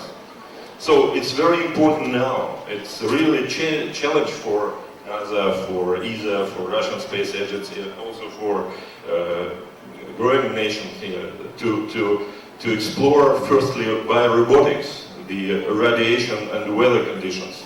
There is the space weather. We talked today about the weather in Philippines, but it is the space weather. It's the most interesting thing. Okay, thank you. So now that you are talking about this, certainly space weather is important because of our, I mentioned this in my talk, where you have satellites being, the sun has these cycles, and during solar maximum, we're actually shielded from galactic cosmic rays. These are the not originating from our somewhere else, coming in from the, somewhere in the galaxy coming in, and it damages our electronics in our satellites. So the robotics portion of the Mars rovers, for example, actually has a Russian DAN instrument on the Mars Curiosity rover. And I actually worked with my Russian colleagues when we were at JPL when we landed. So for the robotics exploration, we have things like radiation sensors. Actually, the Russian radiation sensor that tries to evaluate the environment of Mars. When we were there, we've been there for 6 years. Actually, August 5th is going to be the 6th year that we landed on Mars, and we found out a lot about the radiation environment. And if you would just get to Mars and you did an orbit coming back, where you don't have that staying, Louis' question was staying on Mars, is a very different question than doing a. I think the first trip will probably be if you were an astronaut, was just to fly and then come back. We don't actually land. Because the landing thing is going to be huge logistical planning. Thank you. Thank you for that, and thank you for the speakers who gave enlightenment to some critical or important issues. So the importance of space technology cannot be underscored, so it's borderless already. And space capabilities provide information vital for the environment, education, and telecommunication, food security, water resource management, among others. So space-derived services not only improve the efficiency and effectiveness of many terrestrial activities, but also provide much of the information and understanding needed to prevent and mitigate a variety of risks. So, as mentioned earlier by our speakers, Dr. Cinco, Dr. Ortiz, and Dr. Varinia also. However, along with many benefits, the space industry also faces threats on its long-term sustainability. Traffic and congestion of space satellites can hamper the efficacy of service delivered, and if the number and the type of space actions go unmanaged, we might find ourselves routine. However, bringing down the space here on Earth so that every person is made aware of the opportunities, the benefits, and the challenges that space technology provides, requires a collaborative solutions to the government, the business, the civil society, and the actors as well. So thank you for your attendance for today's session and for this morning's sessions, and I hope you stay until this afternoon. Thank you. Okay, thank you, Mr. Lambatan. So we had a wonderful session for this morning. Thank you everyone for your great inputs, and of course to our speakers for sharing your expertise. At this point, I would like to invite Assistant Secretary Leo Varinia to present our token of appreciation and also a plaque to our speakers. So may I also call the 5 speakers for plenary session 1, Dr. Florence Tan. Okay. So to award the plaque of appreciation and a token, may I call on Dr. Florence Tan of NASA.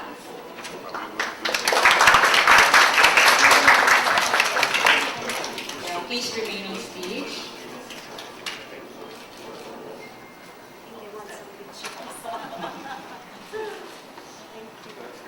Next, may I call on Dr.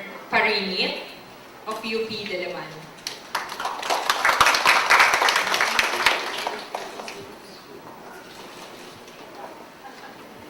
Next, Dr. Alan Ortiz of Broadband Connectivity Network Incorporated.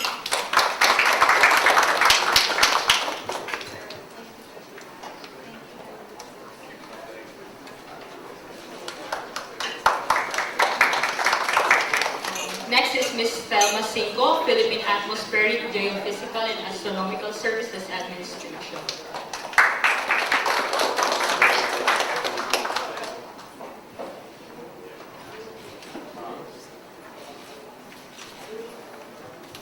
And last, Ms. Raksina Lectanu of Thailand's Geoinformatics and Space Technology Development Agency.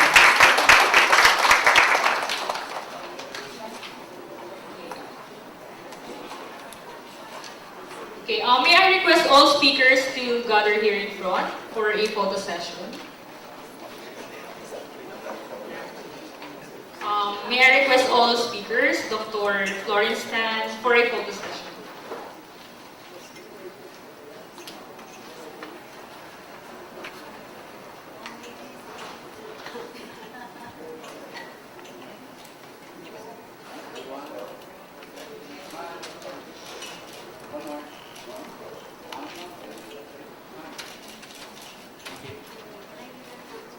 Okay, once again, thank you.